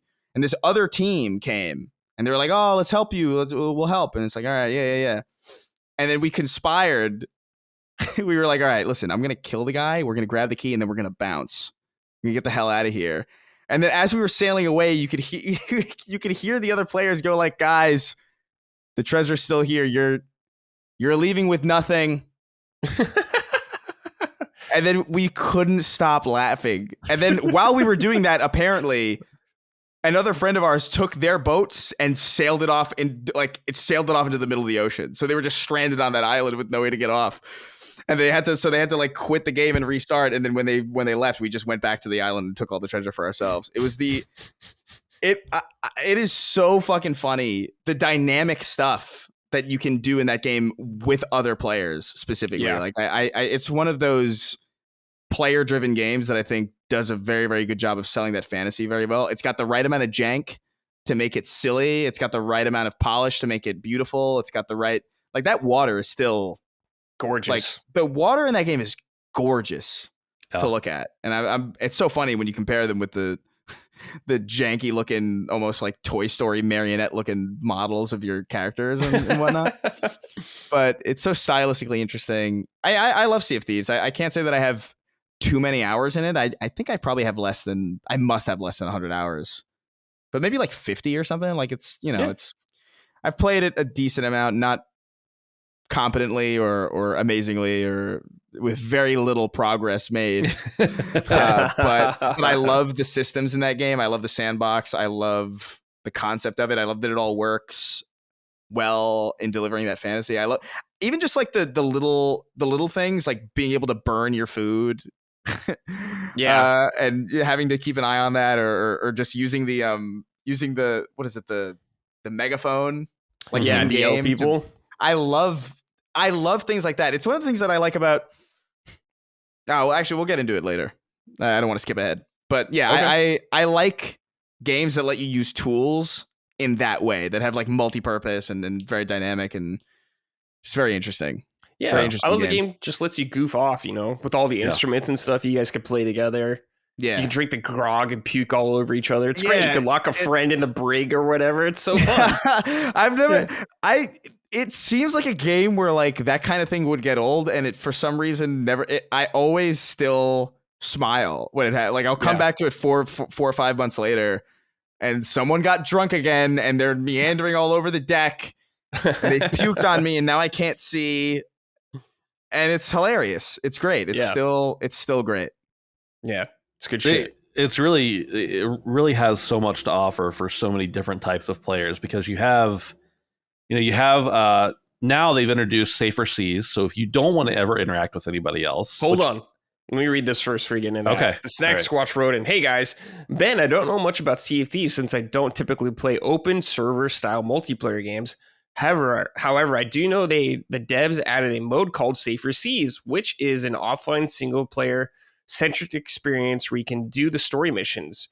Do you think Sea of Thieves would be enjoyable being played that way, or is the fun for people coming across other players and fighting? Thanks for all you do." Yeah, so they introduced Safer Seas a little while back, and basically you can do almost everything you can do in the real game. The high seas is what they call it. You just earn reputation and gold at like a 30% rate or something like that. And there's certain types of treasures you're locked out of because they're like highly competitive stuff. Mm-hmm. So I think that mode is really useful if you're doing tall tales, because and that's specifically the story content, because they're not instanced. There are some pieces of tall tales that are instanced, but basically, you are in a big open world, and it is a sandbox. So there's no reason. You don't have to have a reason to sink somebody. If you want to take their supplies, you want to take the emissary flag they're running, if you want to just do it for fun, like that's all legit. I mean, as long as you're not being toxic and, spawn camping them over and over or something. So there's really there's no holds barred kind of. So I think that's a really good use for that. I am personally kind of mixed on the use of Safer Seas for questing and actually getting gold and doing quests and stuff, because I'm like, that's not the spirit of the game.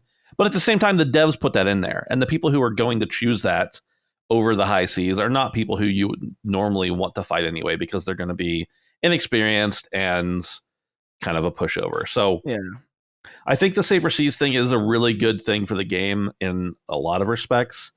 The only thing is, people cried forever, and I'm saying cried because I mean it, cried forever about, we want a place where we can just do our tall tales in private, and we don't want to experience anything. We just want it. And then they introduce it, and then they say, okay, we're only going to give you 30%. And they're like, well, we would love to make as much gold as you can in the regular game. And it's like, the regular game is about sandbox and other people. And so you either wanted it for tall tales or you wanted it to make lots of gold without interference. You can't have both. Like that's just the way it is. So yeah. It depends on the type of player you are. If you're not someone who wants that other player interaction, if you're someone who's going to get really frustrated or upset because somebody came along and stole your loot, then yeah, go to play Safer Seas. That's fine. If you're somebody who wants the thrill or whatever of being chased or fighting, or you like to fight yourself, then I think that you should just go to high seas. Safer seas is a good place to learn how the game works, learn the mechanics. Sure. Yeah, that's what I learn was how gonna say. questing works. Yeah, That's what I was gonna say. because there's a lot of stuff. Yeah, it would be a good place for onboarding. Absolutely. Yeah. Because I remember feeling like a similar thing with Fortnite when they added no build or whatever. I was like, thank God. Yeah. I might actually be able to play this goddamn thing now. Like, because I always hated. Because I liked Fortnite. Like, I liked the way it played. I kind of dug it. But then, like, you'd get into a fight with somebody, and then they would build a fucking museum. Yeah. Instantly. I don't know how they did that, dude. Yeah. It's like they had it like macroed or some shit. It felt like, I don't know. It felt like it, but like you'd get one shot off on somebody, and then they would build the natural history museum as cover, and it'd be just like, okay, cool. This sucks. Yeah, I remember way back, I would be like, I wish I could just go practice building, and then they did introduce a mode eventually where you could do that, but then they took it all together. So, well, it's still in there. It's just like they just have different separate modes. Yeah. But the no build mode is the more popular one because it actually allows like the core gameplay to work. Yeah. Okay, let's see here. This is from Nikolai. Ben, how can you play Sea of Thieves? I tried playing it on PC with my wife, and we both had terrible motion sickness because apparently the devs removed the FOV slider option. I also believe the onboarding was really bad, and the graphics sucked and didn't fit the gameplay. We ended up refunding it on Steam. Well, Ben, since you speak for Sea of Thieves. Yeah, I am the ambassador, obviously. Yes. They got to make me a partner, I think. But so I won't speak too much to your motion sickness thing because I think that varies a lot from person to person.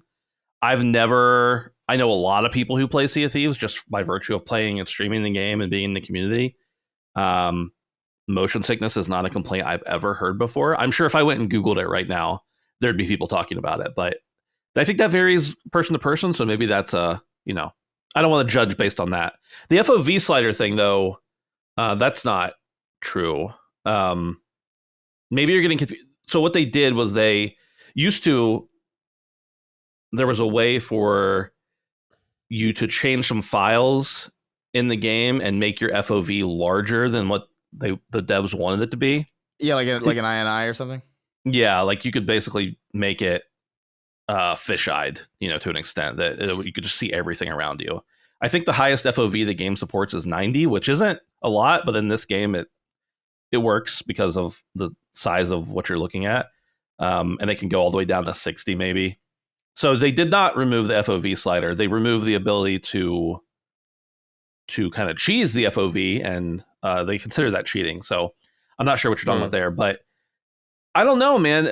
If you didn't enjoy the game, I think that's totally fine. That's not every game isn't for everybody, and that's understandable. But I've never heard anybody say the game's ugly.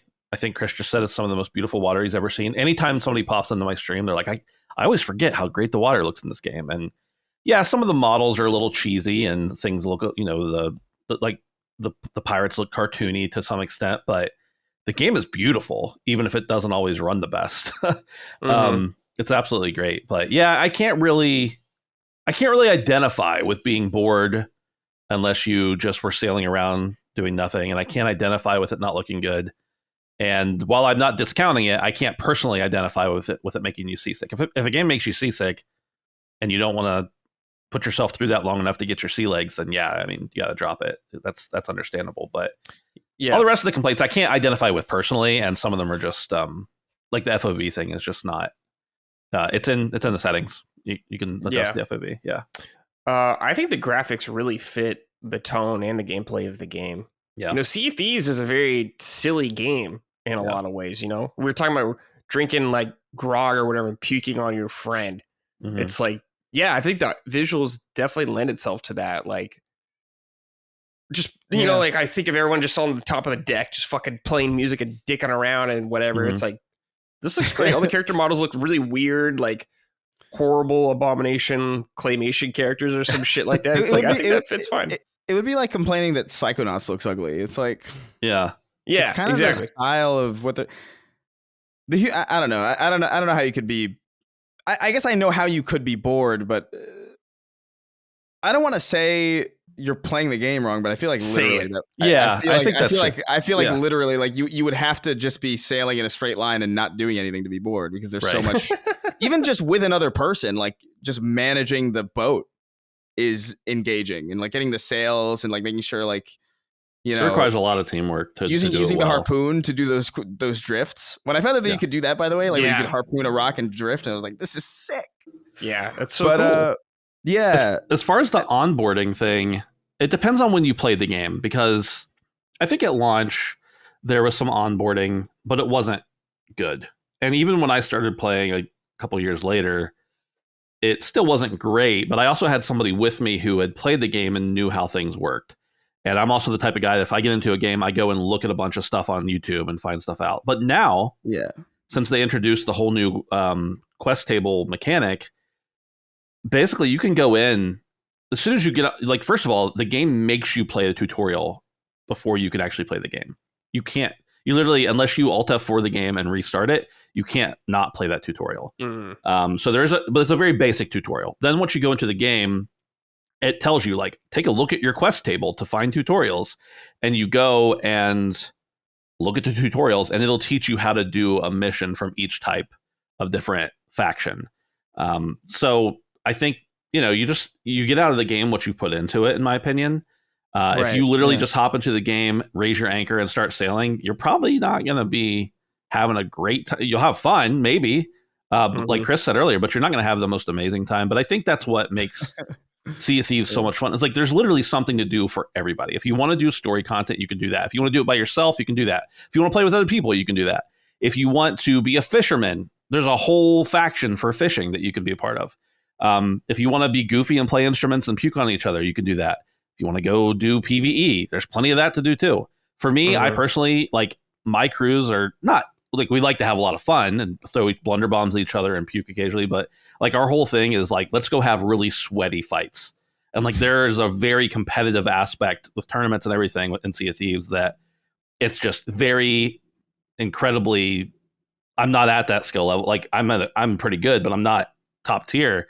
There's people who will just annihilate you in absolutely no time at all. So I'm so terrible. I'm so bad. I'm so bad at something that the combat did. Like I would always get torn asunder. Yeah. In that game, but it was so fun. But it's fun getting your ship sunk and everything. Like trying to like plug holes and everything. It's great. That's the thing. It's like that's how I think I knew that game was like special, because it's like, oh, it's fun even though I'm getting trounced. That's like a really hard thing to.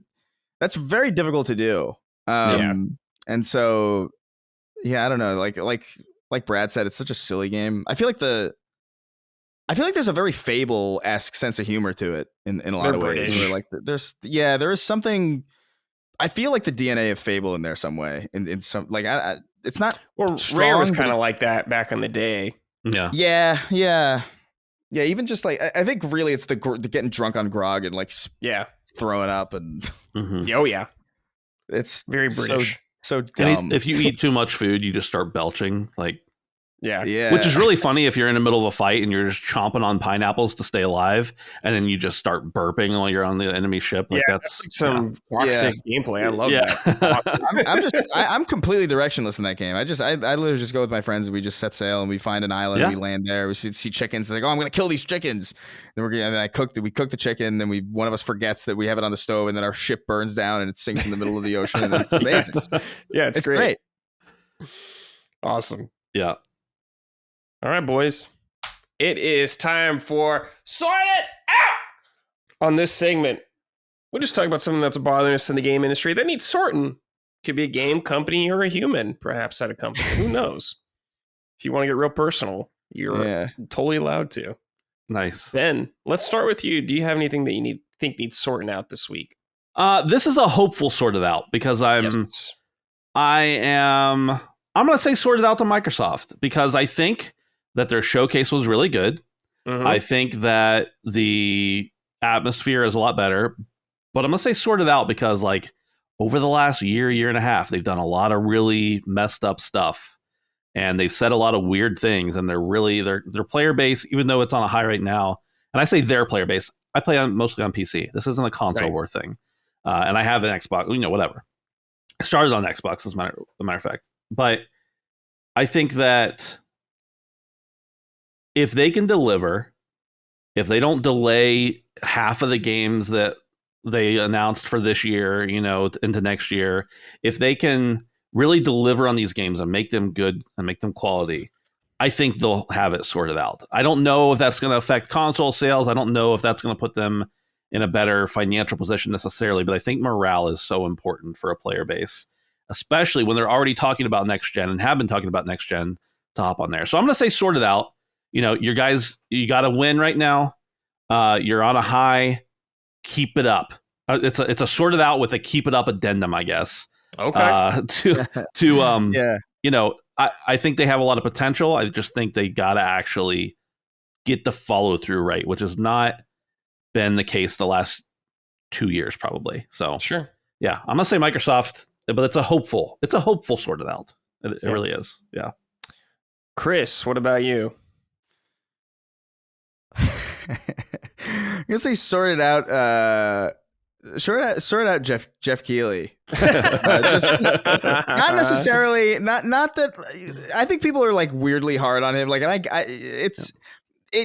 it runs the gamut. I think people are like unnecessarily like cruel for no reason to that guy. I think he really is probably one of the few people who cares enough to do this kind of thing and has enough passion for it to do it in the first place.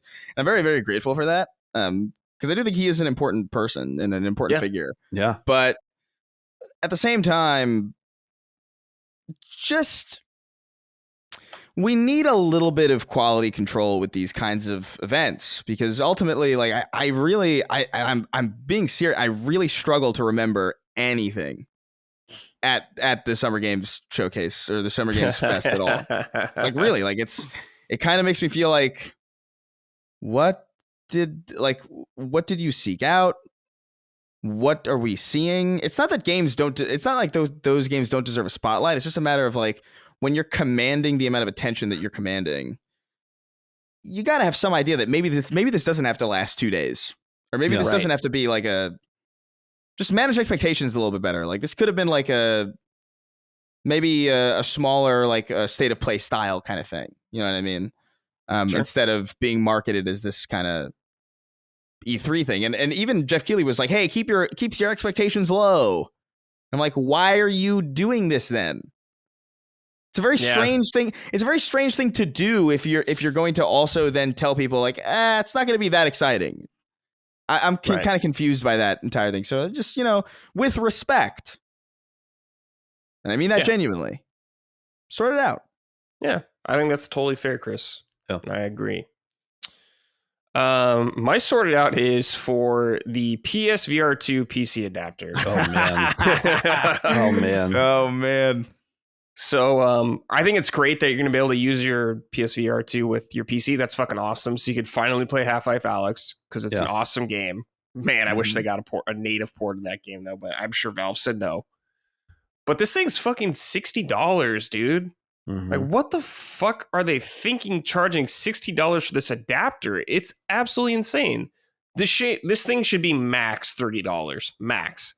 That's what I said in Sacred. Oh, did you? Okay. I was like, this 30 max. And even that's steep.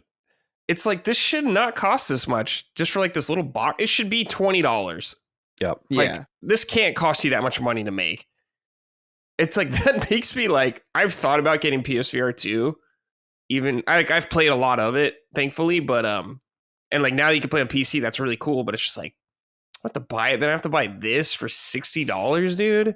Yeah. It probably doesn't come with like all the cables, I think. It probably doesn't. That's what I was about to say. Like, I don't even think it comes with like a primary cable that you need. So it probably comes out to about $10 more than that. So it's like $70 for the display cable that you need. And the problem with it for me is that I feel like they only sold what, 500,000, a little more than 500,000 of these things, probably, of the units that we know of. Yeah, I'm not sure. Since they last updated, I think. Yeah, and so it's like this is going to get some people who are VR enthusiasts who want a new headset to get it just for PC. But the people who already have it, the people who are there to support you, like, come on, just give it to them at cost, bundle it in with new packages, and get a win out of it. I just don't understand it. Yeah. It's fucking insane. Come on, guys. Sort that shit out, dude. Christ. All right. Let's hear from the audience. This is from Caleb Peacock. I feel like sorted out sometimes I just get people mad at other people's opinions on our shows and telling them to sort it out. Sort it out to the Sacred Symbols hosts for not liking ranch. It's God tier of pizza and chicken. We need Brad and Ben to weigh in. In other words, of that one dude from Sacred 300 live, kill them. Holy shit. Oh, none of you like ranch. That's surprising, especially from Colin, who is like a freak with mayonnaise. Yeah, I thought just Colin food would in like general. Yeah, he's like a absolute maniac with food. Like I've talked to him about, like what he eats like once a day. He's a fucking psychopath. I don't know how he functions as a human. It's crazy. Oh God. Yeah, but I don't know. Yeah, I like ranch. I think ranch is good. I'm not gonna like go to bat for ranch or anything like that. Like you're fucking wrong if you don't like ranch. We didn't say we were just, somebody, I can't remember what the context was, but somebody wrote in about I don't know. It was something about like ranch being amazing, and we were just like, do all of us not like ranch? We kind of came to that conclusion. It's like none of us liked it. And we just thought that was interesting because I feel like statistically that's probably like kind of rare. I feel like most people, most people like ranch. Like most people that I've ever met have had, chicken bacon ranch pizza that I remember like my friends used to get all the time. Yeah. And I would always be like, why are you doing this to pizza? Like, you're overcomplicating this thing. It's supposed to be a California thing. No, they did it in New York. I just remember being like, a plain pie isn't good enough for you. A pepperoni isn't good enough for you. You're insane. But yeah, ranch. I don't know. I don't have anything. I don't feel strongly about it. I just don't. I don't go out of my way to. I don't go out of my way to put it on anything. I like. It took me years to even realize that like mayonnaise was something that I liked because it was just people had been putting it in my sandwiches and I just hadn't been aware. I was like, oh, what sauce is this? And it's like, oh, it's mayonnaise. Okay, I like mayonnaise kind of. And I think it's really the smell of ranch and the fact that it's like kind of like bundled in with everything when I don't really want it. Yeah. That kind of pushes me away from it, but. Let me ask you this. If you get chicken tenders, sure. What sauce are you using? I have the Chick-fil-A sauce. I have Chick-fil-A sauce in like a large quantity. But sometimes sometimes I won't have sauce at all, really. Okay. Just raw? Yeah. If it's well seasoned, I don't really need sauce. Yeah, sure. But it's usually that Chick-fil-A sauce. That stuff is really good. Ben, do you like ranch? I like ranch. I'm not somebody who's going to douse it in everything in it. It's one of those things where like I'm not going to seek it out traditionally, but if it's if I go and I'm eating something that my wife has prepared and like she has ranch out along with hot sauce and whatever else, I might throw a little bit on the plate and dip something in it. But yeah, it's not my primary thing. I don't really like it's salad dressing, right? Ranch is salad dressing. Sure. Traditionally. If I'm having a salad and I have any option but ranch, I'll typically go with that because I feel like ranch covers flavors instead of enhances them for me. Yeah, I agree.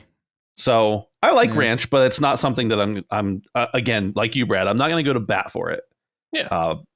But if you hate it, I also don't know how to deal with that. How do you hate ranch? It's so innocent. It just, I don't feel really strongly about it. I don't like the way it looks. It's a little off-putting to look at, but outside of that,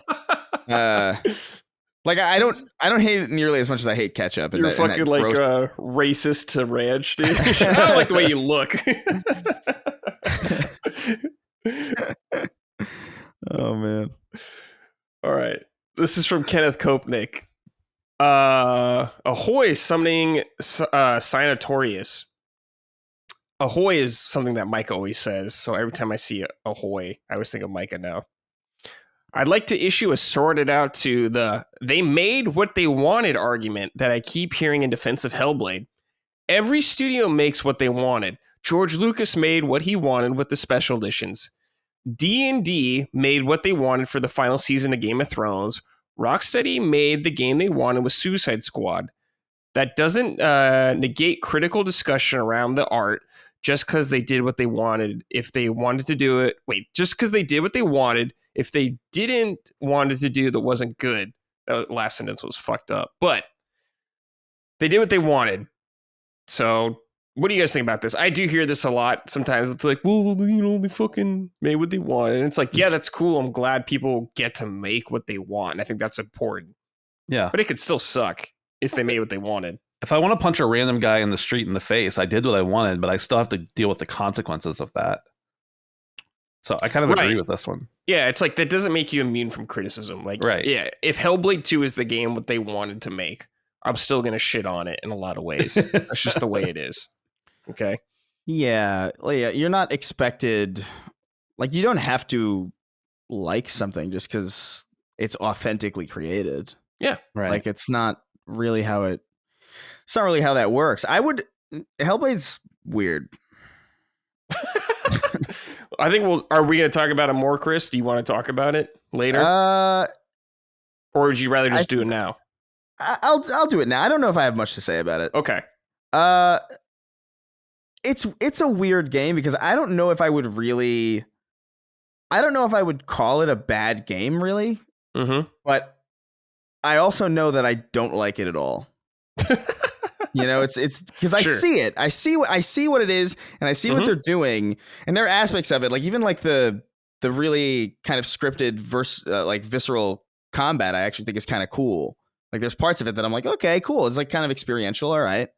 But the type of player of games that I am, it doesn't offer me anything that I love about video games. It doesn't offer me a fun physics engine to fuck around with. It doesn't offer me any interesting build crafting. It doesn't offer me that much interaction with a fully realized physically interactable environment. It doesn't give me stylish combat. I don't know. It's a really weird example of a game that feels very, very high quality, but also checks none of my boxes. And I don't really know how to feel about a game like that because I really don't think it's bad. It's so clearly not made for me. Mm-hmm. Right. And I think that's important to maybe acknowledge, but at the same time, like that doesn't render anybody's opinion. Yeah. If that is like how they perceive it. I do think it's their responsibility to know that, and I do think it's the developer's responsibility to understand that that's going to be how their game is received by a lot of people who play games. And so I don't think it negates any criticism from the people who are looking for something else to just tell the audience that, oh yeah, this is not that, and I don't like it for those reasons. Like I think that's entirely valid. I don't. Yeah, and I totally get people love it for different reasons. That's totally cool, and I totally see what they're doing as developing the game, but I just think some of it's not good what they did anyways. But it is a divisive game, and I'm glad people enjoyed it. That's awesome. Yeah, I do like the fact that it is divisive. I will say that because sometimes that's very interesting. Yeah, I guess better than just kind of a boring game that no one really cares about anyway.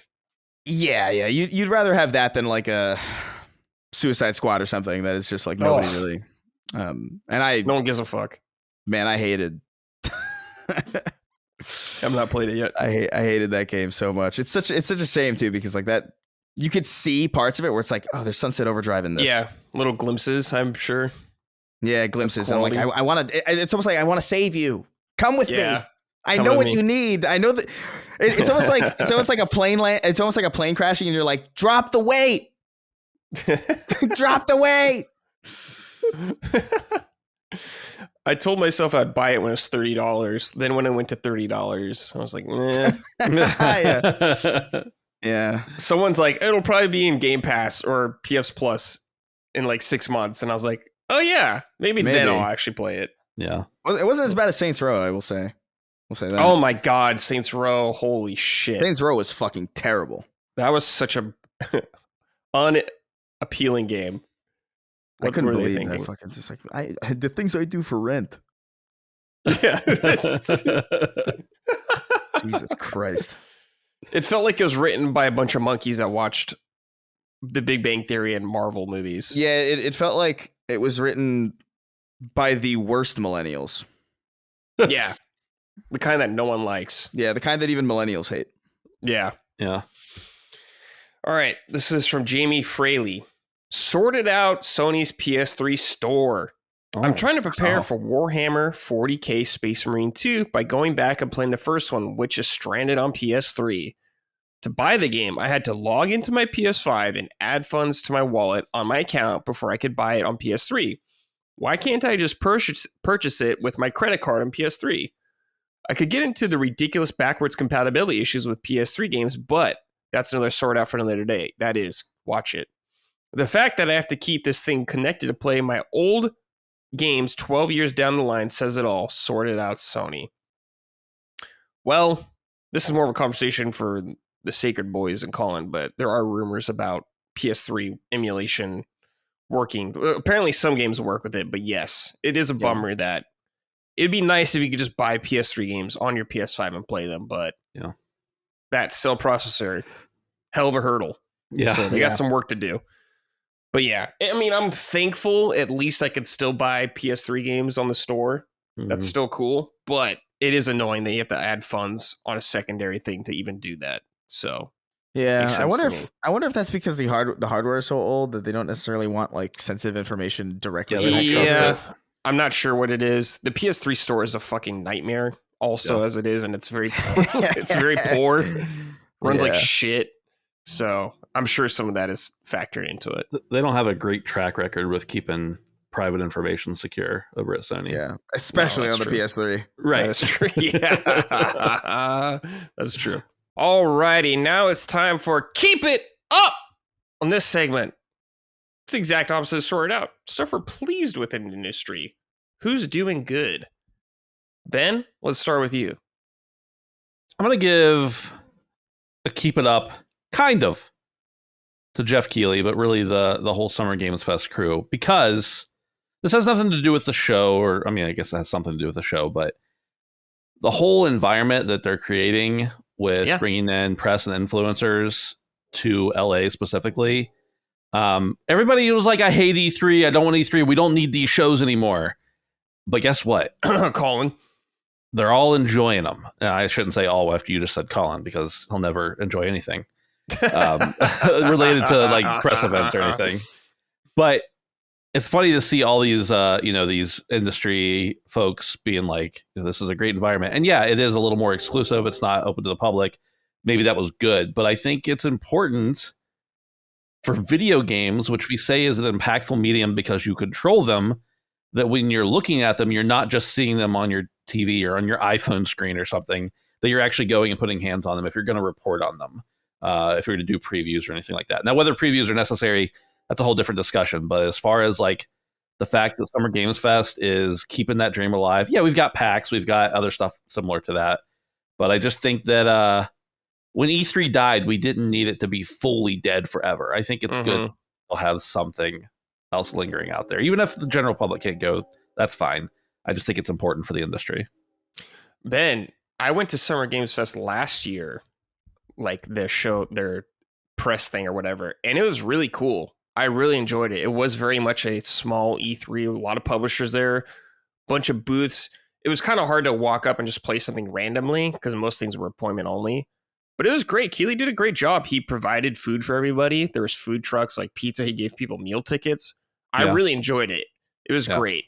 So I am happy that exists. So yeah, definitely shout out to Keighley. Yeah. Chris, what about you?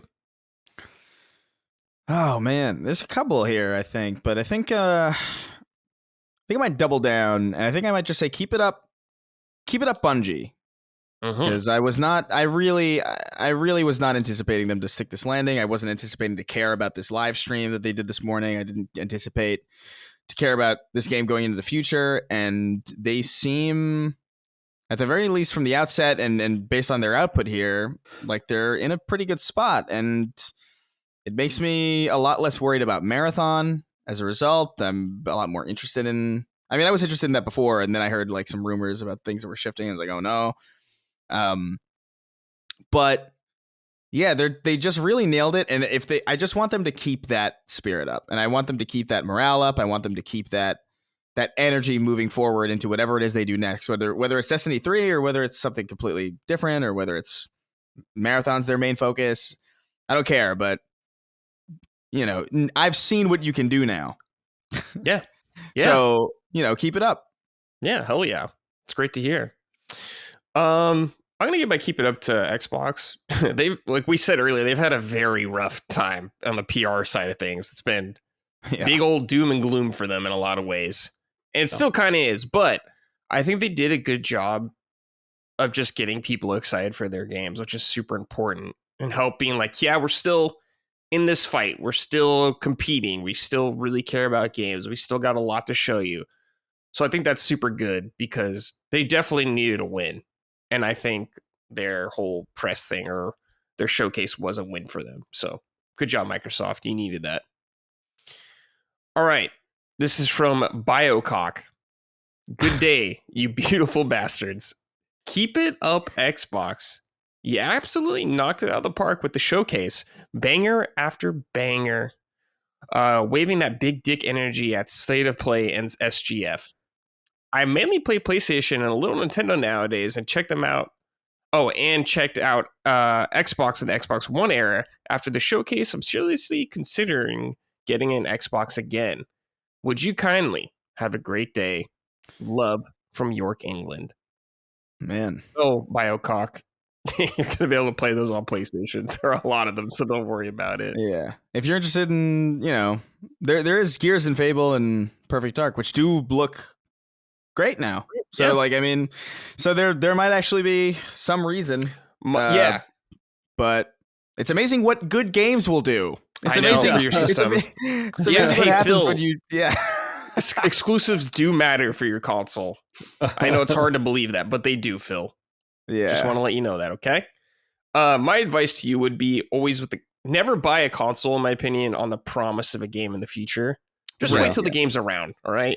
People are like, oh, I bought Last Guardian for PS3 or whatever, or I bought a PS3 for Final Fantasy Versus 13. It's just like, don't do that. Just wait until the game exists and comes out. Yeah. Because it might be on sale or something, or circumstances could change. Yeah, or it might be shit, Like, it might be terrible. Exactly, yeah. You never know. The promise right now, though, is... The promise is looking good, It's tantalizing and it's interesting. But like we said earlier, it's all about delivering. Yeah. This is from DJ Housecat. Good day to you, Brad, and your summoned Ashen ones. I'd like to issue developer AgroCrag a keep it up. I might have missed it, but I haven't really heard much talk from the LSM crew about Another Crab's Treasure, which is a bit of a shame. A fun, colorful, and humorous Souls-like with some really solid 3D platforming. It's a breath of fresh air, and that this gloomy, depression-inducing genre needed. With how hard on games fans of this genre can be, sustaining a 95% positive on Steam is a true accomplishment. Keep it up, AgroCrag. Or Crab, not Crag. That's from Guts or whatever.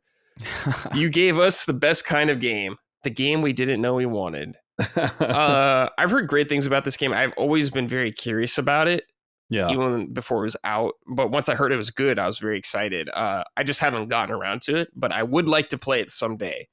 Because the idea of being a crab and Crab Soul sounds very amusing to me. Yeah. There's a lot of those games that I think... Like, they pique my interest, and I think, like, I want to play that. And then I just kind of... I don't know. Yeah, something comes up. Yeah. The thing is, there's so much to play, man. Like, I know, it's insane. I really, I find myself wishing, stop making games. Stop it. Yeah. So that I can... Because there's 6 months. Yeah, just 6 months break, just nothing. It would be wonderful. It'd be terrible. It would collapse everything. But... Yeah.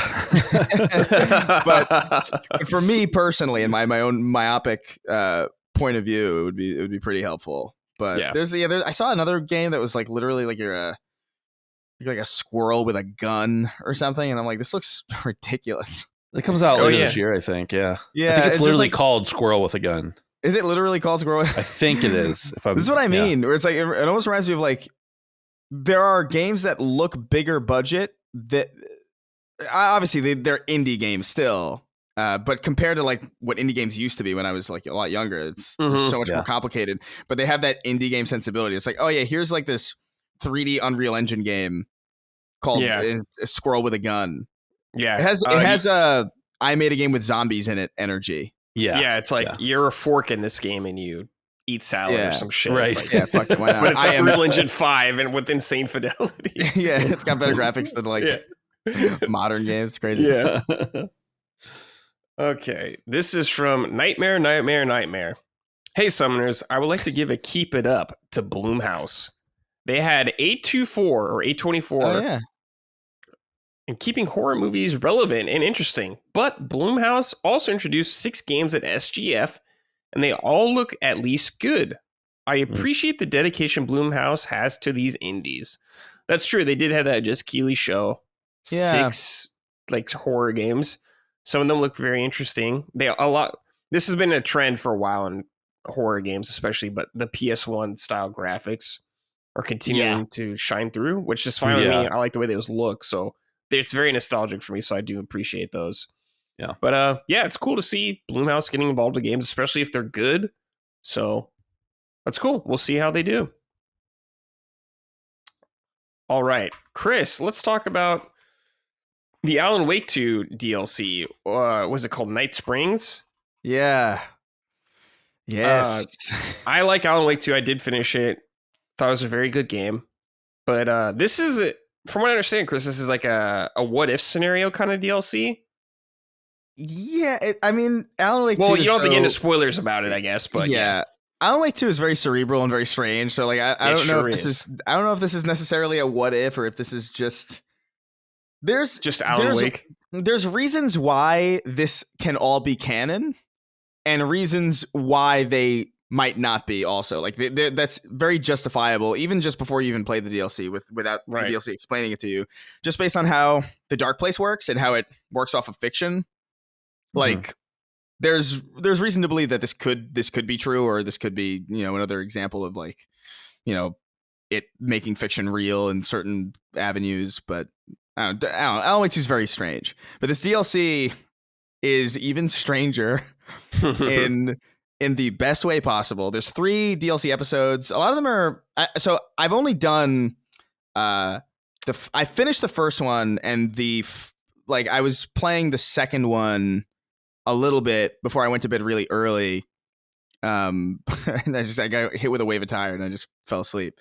So I'm like basically like 50% of the way done with the DLC. I haven't seen the last episode yet, although I know what it's about.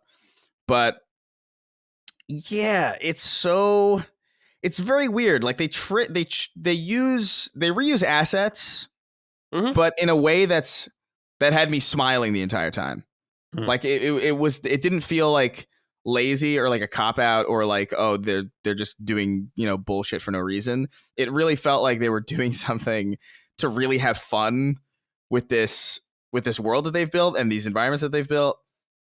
I'll specifically talk about the first episode since it's the only one that I played, and I assume it's the first episode that most people will play. And I'll leave the next 2 kind of to be discovered as people play if they care. Or you could look them up too. They're very short. Like I think I finished the first episode in like maybe 20 minutes or something, 25 minutes. Oh, okay. They're literally episodes. And how it's basically formulated, how it's basically presented, they're episodes of Night Springs, which is like the in-universe Twilight Zone kind of parallel show. It's introduced by Warland Dorr, the talk show host, who gives like a Rod Sterling kind of intro, and then it goes like Night Springs, and it gives the theme song. And so the first episode follows Rose, the waitress from the Oh Dear Diner in Alan Wake 2, and Alan Wake 1 too, who's like a massive fan. And it basically it's the whole episode is like basically a delusion. Like her delusion of like how like, oh, she loves this writer and the writer really loves her and she has to go save him, and like Alan's got like an evil twin brother who's also a sexy werewolf, and she's sought after. It is so fucking funny. And the second episode is not comedy oriented. What I love about it too is like the tone of these episodes is so different. That like. I could not stop grinning the entire time for the first one. And the second one starts off like really excitingly because there's a character in there. It's in the trailer, but I don't necessarily want to give too many things away. Sure. But like it is a character that is very exciting to see in Alan Wake side content. A bit of a tit for tat type of thing if you've played Control and Alan Wake 1. But Yeah, there's a lot of, and by the way, even Quantum Break, technically, there's some interesting things there. But yeah, dude, I love the presentation of this as like these Twilight Zone kind of snippets, massively different tones. Just even just like the people that you fight in Alan Wake 2 base in the episode 1 DLC, they're manifested in that version of Rose's story as basically trolls and like haters who don't like Alan Wake's writing. So like as they're coming up to you, they're screaming like, Stephen King knockoff and just all this like just the setup and the presentation of all of this and the recontextualizing of like what Alan Wake is and like how it functions like through the lens of Rose's story is so funny and so endearing and so entertaining. And Remedy is special, man. Like I don't know what it is. Yeah, like because this episode is full of like wink and nods. Like there's a lot of like wink and nod to the camera type thing. It's like, oh, isn't this silly? But it comes across as like it still comes across as sincere. Like it's not calling the game stupid. It's just genuinely fun. And it is playing it seriously in some weird kind of meta way. Which of course Remedy loves that kind of thing. But yeah, it was a surprise that they shadow dropped this, more or less, or not shadow dropped this. I know that they didn't do that literally, but the fact that they announced it, that it was coming the day after the game showcase, or the Summer Games Fest, was mega exciting. And I don't know what people are expecting out of it necessarily. I think maybe some people might be disappointed by the length, maybe, or they might be hoping for like, I don't know. I'm sure there's somebody out there who just wants like a horde mode or something. This is not that. You know what I mean? Like I don't know. There's always weird expectations for DLC. But as somebody who just really likes Remedy and their style and their humor and their storytelling and the way that they just take these ridiculous stories and let the player experience them, and even just some of the trippy stuff that they do with like signage and game UI, and that's all there in this. And I'm really pleasantly surprised. I haven't finished it yet. Halfway through the second episode. I think I might go ahead and try and platinum this game, because I have like basically I'm so close to it, but like when I tried to platinum it the first time, there was a trophy that was like bugged, and I made it all the way to basically all the way to the end. And by the time that they patched it, it wasn't like a retroactive patch. It was like you had to go through that again, and it was like early game stuff. So it's like I'd already played it twice, and I had already played it twice in a row for that weird, oh my god, what is it called? The final draft thing that they unlocked like a couple weeks after launch. So I was already Alan Waked out at that point. I was like, I'm not going to do it again. But like now with this new kind of, okay, they're ramping things up again. There's obviously another DLC pack coming later. I think I might just round out that platinum, because I really do love Alan Wake 2. Like I really love Remedy and just how their style is so unique, especially in this sphere, in this space of like kind of AAA storytelling, third person shooters. There's really not a lot of games like this, and not a lot of games that meet it on like a visual design standpoint, and just from a narrative standpoint. It's just so interesting and weird and quirky and strange. And yeah, I think it's another hit. I feel like I'm eating really good lately. I feel like I got a good diet. Nice. Good. Love to hear it. Ben, do you have any interest in this? Yeah, Alan Wake 2 was my favorite game of last year. I platinumed it, so I'm definitely going to hop into this. I decided that I was going to wait until the DLC to hop into that extra mode that they added. Final draft? The final draft, yeah. Yeah. You made the right fuck me. Yeah, you made the right choice. Yeah. I'm going to hop in and play through the whole thing and then into the DLC as well. I don't know when, but it will happen. But yeah, I adored Alan Wake 2 for sure. So cool. How much was this DLC, Chris? Do you know? Hold on. I wrote it down. Where the hell? I'm curious. Yeah. So it's $17.30. It came out to $17.30 for me. Okay. Cool. Yeah, I need to play it too. It sounds awesome. Don't you have to upgrade to the deluxe edition or something? Yeah, that is basically what that fee is. It's like upgrading. Okay. So that gives you both of them, I think.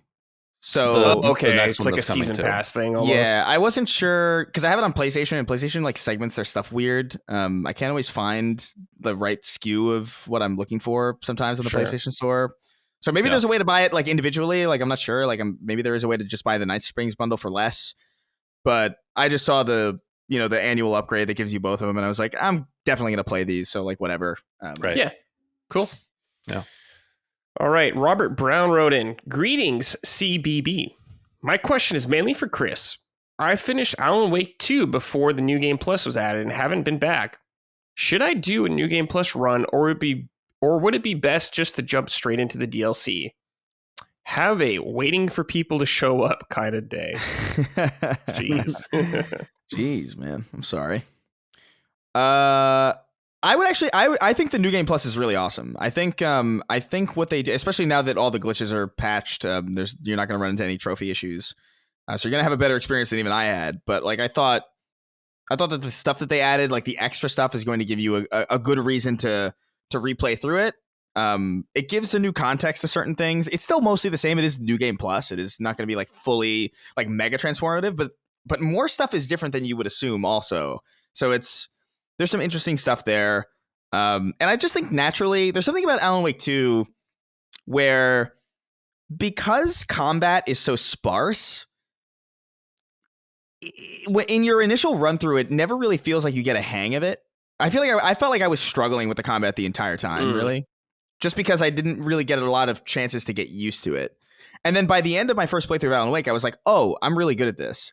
And so when I went through the game a second time immediately once I finished it into the final draft, I was immediately like, oh, this is actually pretty good. Like I'm actually like I have a better sense of it. So you might actually benefit greatly from just playing the New Game Plus again, or not again, but like playing the New Game Plus and then moving on to the DLC, just because there is some story stuff there. Arguably, the real ending is at the end of the second playthrough, which is, feel how you want about that. I thought it was kind of cool. That would normally bother me, but yeah, I would suggest doing the final draft. Okay. This is from Noah Bucci. Greetings, summoners. I guess this is Alan Wake 2 in general. I am very confused with Alan Wake 2's critical acclaim. In my opinion, the game should be titled Alan's Menu, because that's where you spend all your time, or that's where you spend a majority of your time. In the game, it's referred to as the Mind Palace, but it's more of like a mind prison where you'll be stuck for hours, mindlessly plugging in evidence and listening to lore. I enjoy the game itself, but can the game let me play? I appreciate the likely disagreement. Sincerely, Noah. Heavy disagreement. Yeah, I mean, the Mind Palace, I think pinning stuff on the board got kind of repetitive in a lot of ways, but I still feel like there's a ton of the game that's not in there. Yeah. Yeah. I actually wanted more in there. I didn't feel like I was in there that much. Yeah, I guess if you're struggling with the solutions, maybe, but yeah, I wanted more out of it actually. Yeah. Same thing with you, but I mean, it also is. He calls it a mind prison, which is like thematically also true. yeah. But this is kind of the point in some way. So you're actually inadvertently telling me that it did. It's literally working.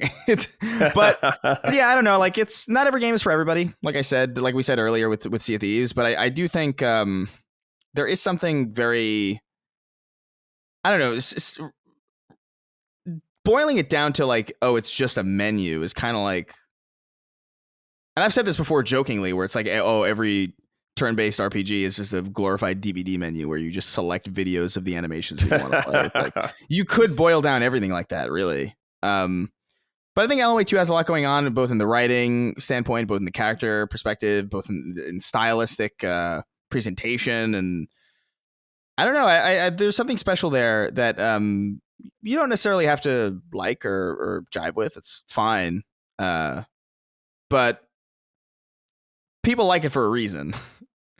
And I say that about a lot of games that like score really well or get a lot of acclaim that I don't understand. Like there must be something there, because like whether we like it or not, truly bad games do not succeed. Right. Like they just don't. They don't. Like no one's. You're not seeing like Bad Rats make a resurgence or like Ride to Hell Retribution, or Lord of the Rings Gollum, or that Skull Island Kong game or whatever. Like these are not these are not doing well because they're bad. And if there's a pretty good chance that if a game is like really successful and like a lot of people like it and a lot of people are talking about it, that there's something about it that's really good that might not connect with the things that you value about games, and that's fine. Alan Wake 2 is a complete surprise to me because a lot of the stuff in that game normally in most games would bother me as well. Like I like more physics-oriented video games that are a lot more like loose and a lot less realistic, and this was kind of the polar opposite of a lot of that stuff. And that to me speaks of the game's quality more, because the fact that it was able to pull me in despite that. I mean, I like Remedy and I like what they do, but Control is arguably like a way more like that's way more my speed. Like way more. Like it's telekinetic, there's physics, it's it's action, it's a third-person shooter, you're teleporting and flying and doing all this crazy shit. It's exactly the kind of stuff I like. But Alan Wake 2 won me over despite that, and I think Death Stranding was another example. It's like I thought I was gonna hate this. And it I would say you don't have to like it, but also try and keep your mind open. Yeah. Because there's a pretty good chance, there's a not 0% chance that like you might come back to this game in a couple of years after living like a couple different experiences, or like just like I don't know, just being in a different headspace, and you'll be like, oh, it'll be like that Always Sunny meme where Danny DeVito gets it. Yeah. That's happened to me. That's happened to me a lot of times. I think there might be a couple places, but it's not like you have to fully fill out the wall in the Mind Palace either, if I'm remembering correctly. Like some of it's optional to do.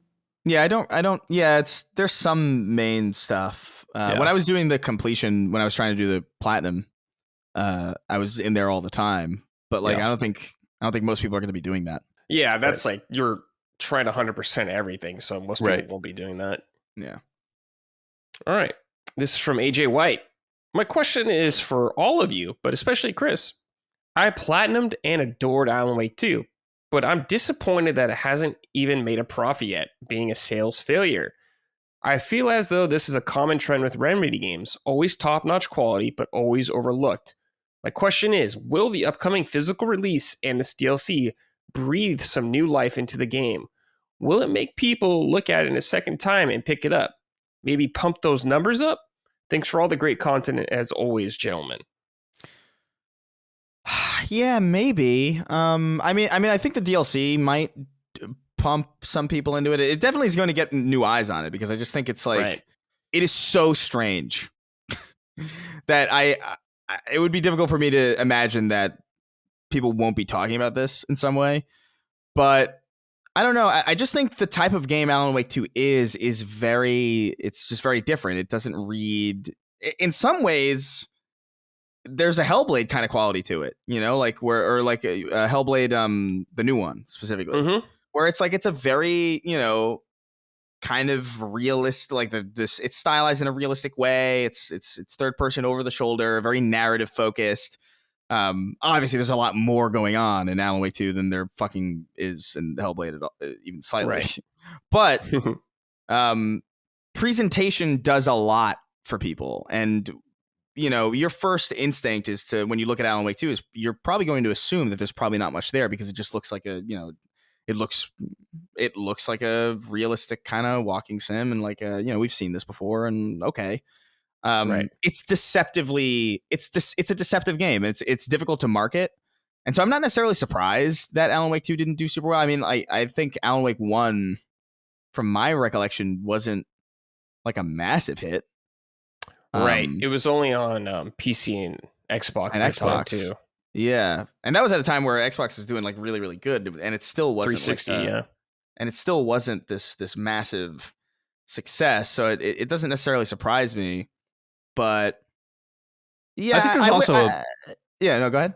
I think there's also somewhat of a broad misunderstanding when it comes to like profitability on exclusives. And I may be talking out my ass a little bit, but they did reveal some of these details. Like Epic funded the game, and it was just that they weren't going to make any additional money until Epic recouped their cost.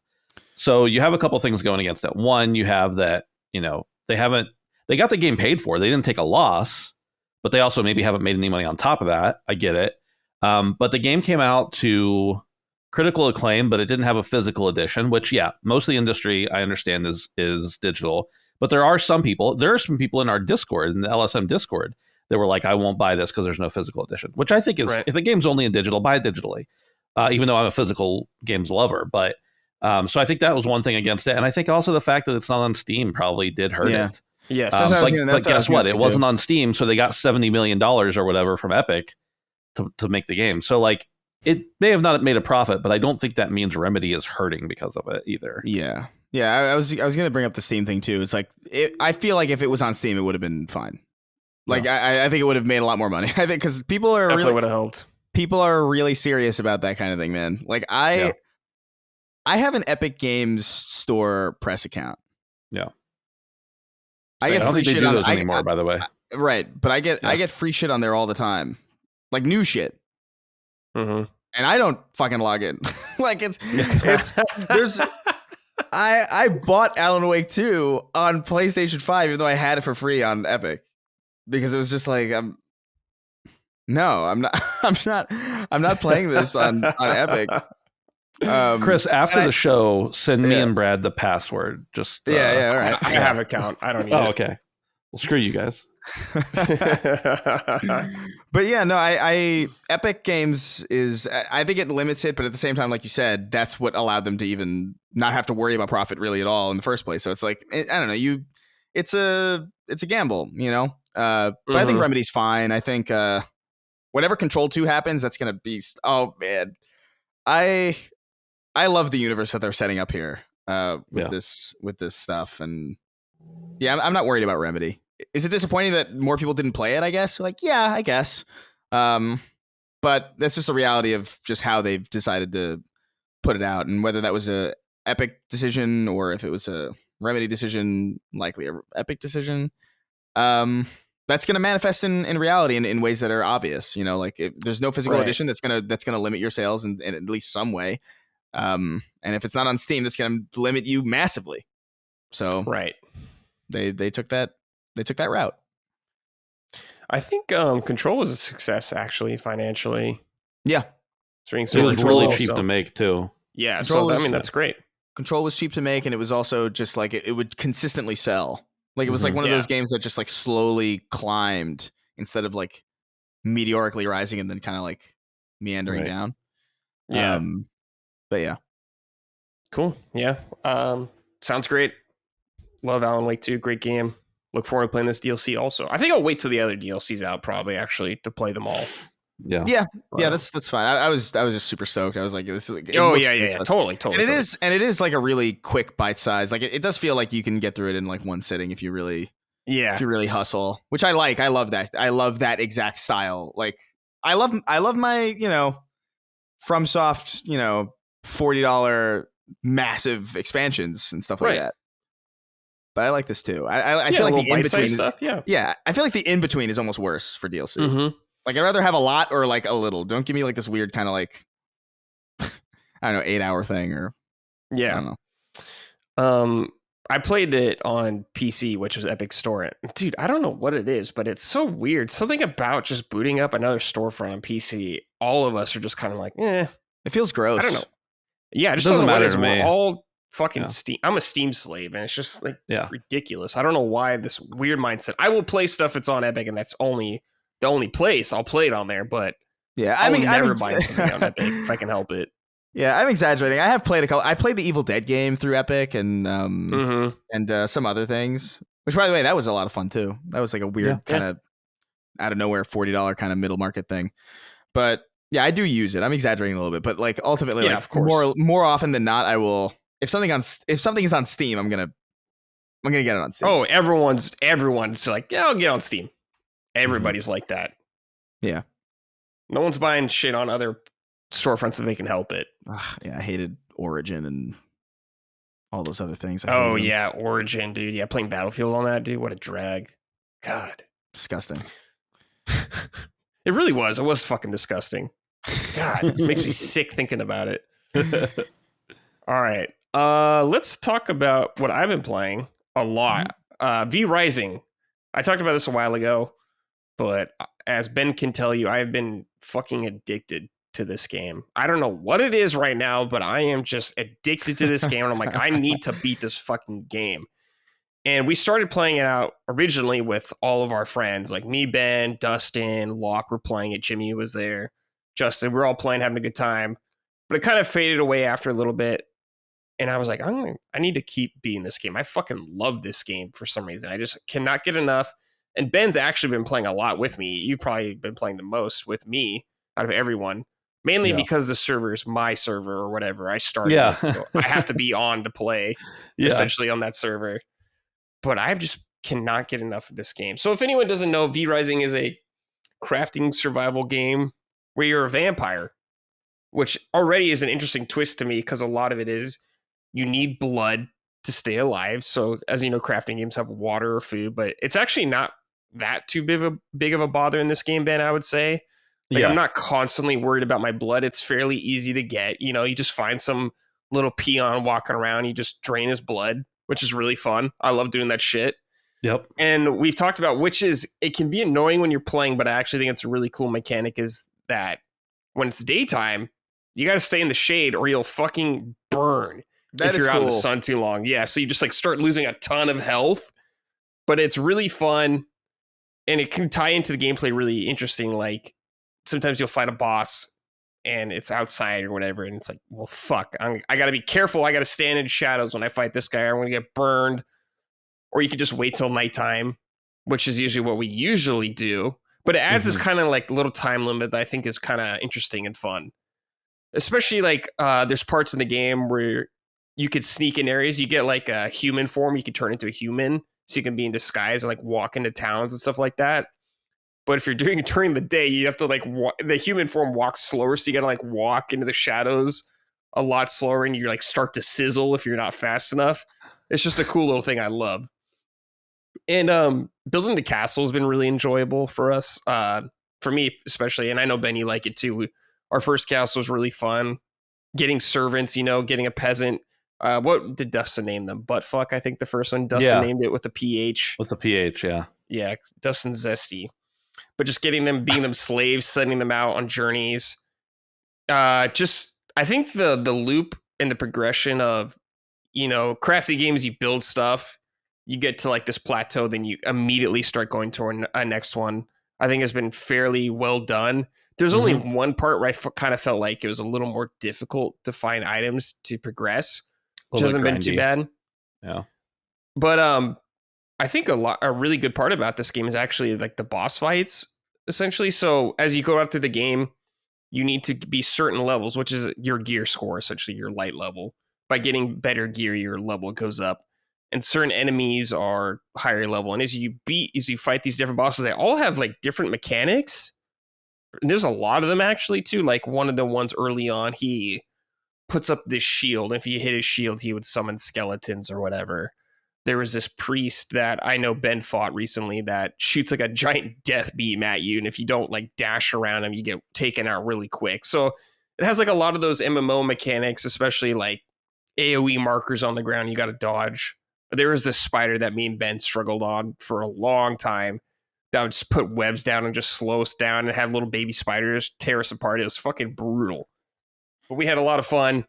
Tons of weapons, weapon types to mess around with. Like recently I've been using a whip I got because there's a Castlevania DLC time they added, which of course I bought. And there's actually Simon Belmont walking around the map, which is really cool as a boss. He's been too high level to fight, so I'm very excited to fight him. Whips, there's guns, there's swords, multiple swords, like a great sword, spears, lots of weapon types to worry about or to experiment with, which is fun. And you have a bunch of magic spells you can do. Like there's multiple magic types you can do. There's like unholy magic, frost, blood, and you could take abilities and mix them around and match to your playstyle, which is really cool. And you can enhance them with gems and stuff like that, which of course leads into the grind, you know, because crafting game, grinding is always a part of it. But yeah, I think it's really awesome. It's definitely my favorite crafting game I've played. I haven't played a ton, but I played Subnautica, which I did enjoy, or both of them, which I did enjoy. I know, Ben, you're a big fan of the genre. Yes. But Ben, tell me about your experience with the game, or tell the Yeah. audience. I know your experience. You've been there for most of my Yeah, experience. I've been there. Or I guess all of my experience. All of it, yeah. Yeah, I'm really enjoying it, and I like the fact that it's when I first saw this game, I just saw vampire game. I didn't know it was a survival crafting game, so it's definitely a game that breaks a lot of my expectations. There's not really necessarily much of a story. Maybe there are some lore things that I haven't really picked up I on. haven't really seen much. Yeah. But I think some of like the enemies you could read about them a little bit, like the bosses, but outside of that, I don't really know. But I think the world in this game feels really alive, and we were talking about this last night. It's really cool that the PvE will actually fight each other, which is nice because then you go in and the enemies you see like their health bar is already a little bit weakened, or there's like an area you go into and you have one wolf to kill, and there's all sorts of resources already on the ground from them interacting. And every region that you're in is a little bit different. You start out in the really easy region with not a lot of difficulty. And then you get all the way up to there's more than this too, but you get up to another region where until you fight this boss and unlock the ability to make this cape, your whole map and everything around you is totally fogged out. You can't see anything. So like every different region that you go into is a little bit different. And of course you get different types of materials and stuff from different regions as well. So I really like the fact too, even though it's annoying, I like the fact that there's teleporters around the world. You can get to places easy, but pretty much if you teleport somewhere, you're going to end up walking back if you get what you went for, because so many of the items, more precious items, I guess you could say, are not able to be teleported. So it pretty much forces you to walk through the world pretty constantly, and you can run through stuff. Pull the Dark Souls thing on it if you really want to, and just run through everything. But it just allows for so much. You see so much more of the map than you do. Even though there's fast travel, there's also a limit to that. And I like that as well. Like I said, even though it's annoying, I'm really interested, what happens after you beat the game, and maybe we won't even be playing after we beat the game, but the micromanagement of everything is really interesting to me. You can, as Brad mentioned, send out, get servants or slaves or whatever, and either put them in a cage and like, if they have really good blood, which I'm not, I'm still a little mixed on what the blood types are all about. But anyway, you can drain their blood, or you can get other ones and make them your servants and send them out to do your bidding and get supplies. And there's a lot to love there. The one thing I dislike about it, and this is the only thing really, and I'm asking the game to be something that it's not, so it's not fair. But when it comes to survival crafting games, I really like the crafting. And the only thing I dislike about this one really is that the most in depth you can really get with the actual building of things is when you build your base. And but then still you're just like, click here to add a wall. So I wish that were a little more in depth. I do get really into that minutia. But other than that, I think it's really cool, really well done. And the theme is obviously right up my alley. So yeah. Those sons of bitches adding Castlevania DLC. I was like, well, fuck. I gotta play immediately. And the fact that you bought the Castlevania DLC means you can just make all the stuff and give it to me, so I didn't have to buy it. Yeah, like the different dressings in the castle too. There's like Castlevania themed ones. You can put like portraits up of Alucard and stuff. You can make Dracula's throne from Symphony of the Night. It's really cool. But also, there's PvP in the game. We haven't done any of this because you have to go like on a PvP server, but you can PvP with other players like Rust. Take over their castles and stuff like that, take their loot. So if you're into that, that is there also, which I know a lot of people are into. But yeah, V-Rising, awesome game. We're playing on PC. It's PC only right now, but it is coming to PS5 very soon, I believe. Like in a month or two. Okay, cool. No, I don't think so, but it's coming very soon. But yeah, awesome game. I fucking love it. Yeah. Auto Chops wrote in, hey guys, I played V-Rising early on during its initial early access on Steam. Really enjoyed the game on mouse and keyboard. However, my current obsession is my Steam Deck. And with V-Rising only rated as playable, I'm wondering if Brad or Ben have any experience playing V-Rising with the new limited controller support. Thanks and take it easy. I have not been. Have you played it on Steam Deck at all? No, I haven't. I know Lockmore was playing it on controller, and he said it was really good, but then anytime he was asking us for help with what button do I push, we were like X, and he's like, I'm on controller, I don't have that. So I haven't done it, but Steam Deck, I can imagine this game would be awesome on Steam Deck. I think Jimmy said it was good on Steam Deck. Yeah. So I'm sure it's good. It seems like a game that would be. Yeah. Like there's nothing about it from what I've seen that looks like it would be kind of awkward to play on Steam Deck, or that it would be like a deficit to play it. Yeah, totally. But yeah, awesome fucking game. Yeah. All right, Ben, let's talk about a random ass game you've been kind of playing. Gas Station Simulator. Please tell me about Gas Station Simulator. I guess I don't have a ton to say about this game, except that it was one of those nights where I was in between games and I wasn't really looking to play anything for a real long time. And I just literally went through my Steam library and looked for Simulator, because I don't know why, but for some reason I really dig simulation, survival, all that kind of stuff, and found Gas Station Simulator. It was reviewed well, so I just went for it. And you start out the game, you get a gas station, and you start out just the only thing you do is, put gas in cars. And then eventually it goes a little further. You have to clean up all the trash that's laying around. You have to go and make sure that when there's a dust storm, you clean up the sand piles or whatever. And then eventually you open up a bathroom for people to come and use. And then you buy shelves in the store to stock them and put snacks and drinks and everything.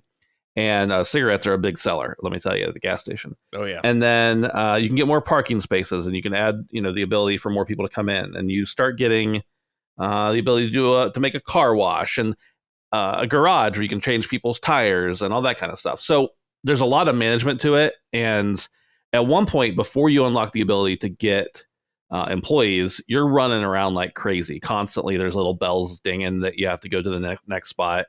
And eventually you can hire employees and task them with different things. And it's not perfect in that respect. I mean, it's not perfect in any respect. It's pretty janky, but the employees sometimes get stuck and they're not really running around. But I don't know. It's just a fun, if you like management sims at all, it's a lot of fun. And there's a little bit of a story there to it. Your uncle gives you the money to start it up, and then if you don't pay him back in time, he send some guy to break your legs, and there's like some weird stuff going on with it too. But overall, it's I had a lot of fun with it. I played it for like 15 hours over a period of a week or so, week and a half, probably more like, and finished the main campaign. And then there's a lot more you can do after that. And then I was like, I'll leave it installed in case I decide to go back and do that. And then last night, after I hadn't played it for a week, I was like, yeah, I'm not going back to play that game anymore. But I think it was pretty cheap. It was already in my library, so at some point I bought it and didn't realize it, or got it from a bundle, probably, more likely. And yeah, if you're into simulation games at all, I think it's worth the 10 to 15 hours at maximum. Not much more than that, but you could get that much out of it and still be having fun if you like those kinds of games, for sure. Does anyone try to rob you in it? There's a kid that comes around and will spray paint the outside of your building, and you have to shoo him away. But nobody tries to rob you. I was like, you have a gun underneath. Yeah. No, you have a broom. You can probably hit him with a broom. The kid that comes around and tries to spray paint your buildings, you have to like throw stuff at him. Like you can pick up your bag of garbage and throw it at him or something. Oh, okay. To get rid of him. But no guns that I've seen. Yeah, it's so funny how many simulator games there are out there now. It's like a simulator for everything, but they're strangely, like, you think about it and you scoff at it, but when you start playing it, it's like strangely satisfying often. Yeah. Like Power Wash Simulator, I was like, dude, what are they doing? Yeah. Then I played it, I was like, whoa. Power Wash Simulator, just gonna say it's GOATY for that year, whatever year that was, 2 years ago. I put a lot of time into that game. It's a great game, dude. I see why people love it. This is gotta be a Snark Tank person. SodaStream Carbonated Piss wrote in. They said, feel free to call me Austin if you prefer. No. I don't prefer, actually. Yeah, you're SodaStream Carbonated Piss. Yeah. What's up, my slittas? Jesus. Ben, what kind of role is Gas Station Simulator playing for you? Mindless distraction, or do you actually aspire to work in a gas station? I didn't play it myself, but I did spend plenty of time watching my wife play it. And let's be honest here, I don't think there's a lot to say about the game itself. Yeah. That's not to say that the game is without its worth. Though I'm actually pretty familiar with this caliber of game. as they are perfectly paired with listening to podcasts, and I appreciate them for giving me something to do while getting through all of LSM's content. So, Ben, how beautiful do you think those NPC character models are? Laughing emoji. Love you guys. Keep up the great work. The fact, I love the idea of someone listening to LSM stuff just playing this fucking game. Yeah. Like, that's how they get through our content. It's just fucking mundane games. This was definitely a game. Like, this isn't a game you have to actually, I mean, you gotta think a little bit, but you don't have to pay attention to it. There's no story. Right. You could honestly turn the sound down entirely and be totally fine. There was, the couple sessions I played this game, I was watching like a Twitch stream or something at the same time. It's not a game that is going to take up a lot of your mind space for sure. So I'd say it probably falls more into that category. No, I do not aspire to be a gas station attendant. It's funny because people are always like, if you're playing like Power Wash Simulator, it's like, if you're playing Power Wash Simulator, why don't you just go outside and Power Wash? I'm like, I don't think you understand. First of all, it requires no physical effort on my part, which is a benefit. And second of all, I don't think people understand that there's more to running a business than clicking a mouse. If you actually want to do the thing to run a gas station. So I don't, the NPCs being hot thing, they're pretty basic, but there were a few women who like walked in with their shirts like the neckline down to like halfway down their chest, and I was like, whoa. It's just slightly better than PS2 graphics in my opinion. So it didn't do anything for me, but maybe some people would get something out of that. Yeah, that's funny. Yeah. Cool. All right. Let's talk about our final game for the show or this episode. Elden Ring. Chris, you've been revisiting this game because Shadow of the Erdtree is very soon. Like 2.5 weeks or something like that. Very nearby. It's creeping up. It's creeping up with swiftness. Yeah, you never finished the game, right? Before, so this is your first time like trying to finish it, right? Yeah, basically. Like I played a lot of it, but you just hadn't finished it. Yeah, I put about like 90 to 100 hours, like something in that wheelhouse of it. And I just kind of, I don't know what happened. I either put it down because I had stuff going on, or didn't you get alcohol poisoning or something from playing this game? I did do a drug stream. I did do a stream where I took a shot for every death. Oh my, Chris, what are you thinking, dude? It was a really good stream, but I'm sure it was actually. I'm thinking of doing it again, but I think yeah. So I was playing it and I was like really really into it, and then I just I had to like stop myself. I had to be like, listen, all right, I have to work. I have to do things. I have to see people and like not be in my room as much as I am playing this fucking game. Right. And then other games came out that like I had to play for the show. So I was like, you know what? I put 90 or so hours into Elden Ring. I've beaten my fair share of bosses. I feel pretty good. I got to the snow biome basically, and I got to the dragon, the snow dragon there, and then I was like, I'm good. I'm set at this point. I'm satisfied and satiated with my triumphing over impossible odds, and I'm just like I'm ready to move on to something else. And I just put it down for a while, and obviously Shadow of the Erdtree is really soon. And so I was thinking, I was just like, do I want to go and do this all over again? Like, do I want to start from the beginning? And I was like, I don't think I do. I think I want to just, because I feel like I'm so close to the end. And it turns out that I am. I basically like, once I did that, I burned that stupid tree. And I realized that I had very little of the game left as far as like, if I wanted to mainline it, I could finish it right now, really. But so I was like, all right, I'm going to take my time with this. I'm going to kind of stretch this out. So I went and I beat some other bosses. I went and beat Moog. I went and beat just some other, just polishing off some of the ones that I had missed. Right now, I'm stuck at Malekith, I think. He like transforms mid-fight and he has a blade with death all over it or something. That's a difficult fight. So I was like, I'm going to move away from this. And who was I fighting? There was somebody else that so I'm on him and Millennia. Oh, those are the two fights that I'm on right now. And he's gone. Brad left. Oh. He couldn't stand the way you pronounce the name, probably. Oh shit! Did I say it wrong? No, I don't know. I just. Oh man. Keep talking about it. I guess we'll see if he comes back. Yeah, all right. All right, everybody, we're back. My power went out. Has snafus, so we were in the middle of talking about Elden Ring. Sorry for that, but I forgot, Chris, what you're saying. But yeah, continue on. Do you remember what the last thing you heard was? I think you were talking about how you can finish the game pretty much now. But no, Millennia.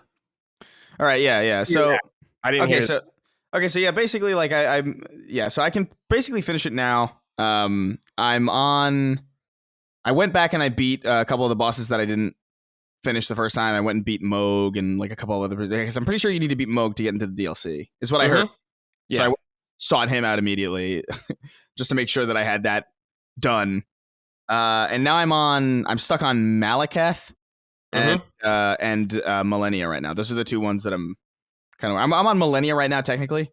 But then it's off to Malekith, and then whatever's after that, I actually don't know. I haven't looked it up or seen any spoilers. I really don't know what's ahead of that. But I feel like I'm pretty close to the end of everything, so it's pretty exciting. I love Elden Ring, dude. Like it's so good.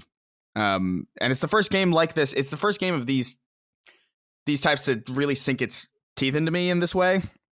Because I really, really liked Sekiro, but I was very easily distracted, and so like I made it through like a decent portion of that game, and then I was like sucked away by other things, and I was like, yeah, I'll come back to it, and then I came back to it, and then I was just shit at it, and then I was like, my muscle memory's all gone, and then I just kind of let it sit by. But I always loved Sekiro too, and I gotta say, man, like this game is still I'm still finding things that I'm like, I can't believe this whole place was here, or like I'm discovering new things, and it's like, what a dense game in a way that so few games are. It really is mind boggling when you really look at it from like we used the phrase, or I know Colin specifically uses this phrase a lot, production per square inch, and he usually is talking about graphical fidelity and things like The Last of Us or something, where like every scene has like a production per square inch that's very, very high.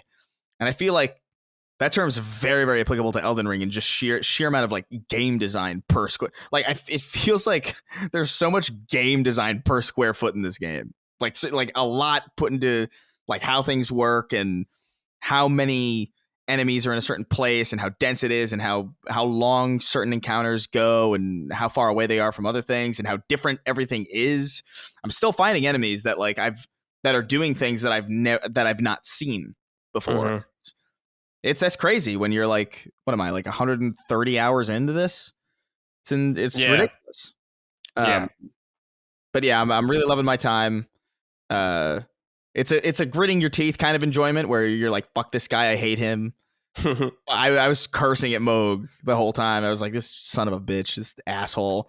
And I kind of cheesed him on the steps because like if you fight him on the steps, his swing kind of goes over you if you're below him. So it's like I managed to get a lot of damage in that way. But yeah, I'm really loving Elden Ring, really excited for that DLC to drop. Gonna look forward to maybe polishing off Alan Wake, and then maybe something else in the meantime while I wait. I probably have time for one other one, but I've been streaming it primarily. Is how I've been I was like, oh, listen, all right, because I know I probably wouldn't play it by myself. I wouldn't have started by myself. I needed a reason, and so I've been streaming it. Since then, I've been playing it on Steam Deck, like when I go to sleep and stuff like that. So I have been playing it offline a little bit. I farmed like 3 million runes. Oh my god! And then I gambled. I was like, let's go fight with 3 million runes.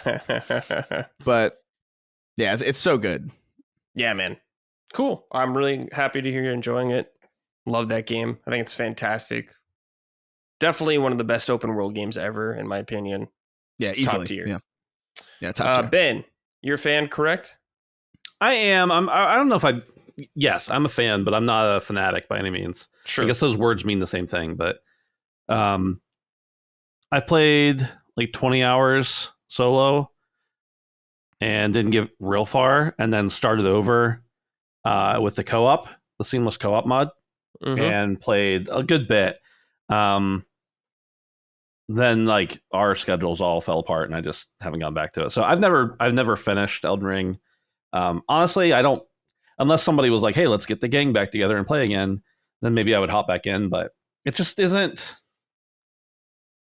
I like it, but I feel a little bit directionless, and I know that there's so many stats that I don't know from not playing all the, other From games. I mean, I beat Sekiro, but it's a totally different kind of game, right? So. I do like it, but it's not my go-to genre for sure.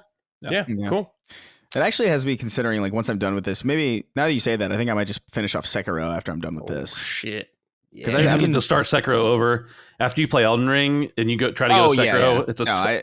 You're gonna be trying to roll and. Yeah, I'll probably start that over. It's been a decent amount of time. Like I jumped into it kind of recently just to see if I could, and I can, but like there's definitely certain things where I'm like, I forgot how to do this, and I forgot how to like do inventory stuff, and I'm like, I'll start from beginning again. Yeah. I really loved what that game was doing. I just got ripped away. Yeah. Cool. Let's see. Nat Roden. Hey lads, I want to hear from Chris regarding his Elden Ring build and his hype level for the DLC. Has Chris beaten the base game yet? And if so, what bosses were his favorite and least favorite? Mine are Malekith for favorite and the Godskin duo for least favorite. Both in the same area of the game. Cheers from down under, Nat. You have not beaten it yet, but hype level for the DLC, Chris, and what build are you running? I try to keep my hype reasonable, but I am excited. I'm very much looking forward to it. I love that it's priced the way it is because the implications of that are very high. And just the level of game design here is like just staggering, and just the depth and the density. And if they can even... Quite frankly, if this DLC is even like 1/10 of what they offered with the full game, then I would also be happy. It's just that dense and that wide open of a game that I'm all in for it. Whatever it ends up being. I've somehow managed to avoid pretty much everything about it. Like I don't really know any details about it. I don't know what it's going to be centered about. Like, I don't know what the story's going to be. I don't know like what new things that they're adding. I want to go in as blind as possible, because really what the magic of Elden Ring was for me was just kind of discovering these things and happening across certain things, and like opening a chest and getting teleported to this place that I was like, what the fuck? How am I here? Where the hell?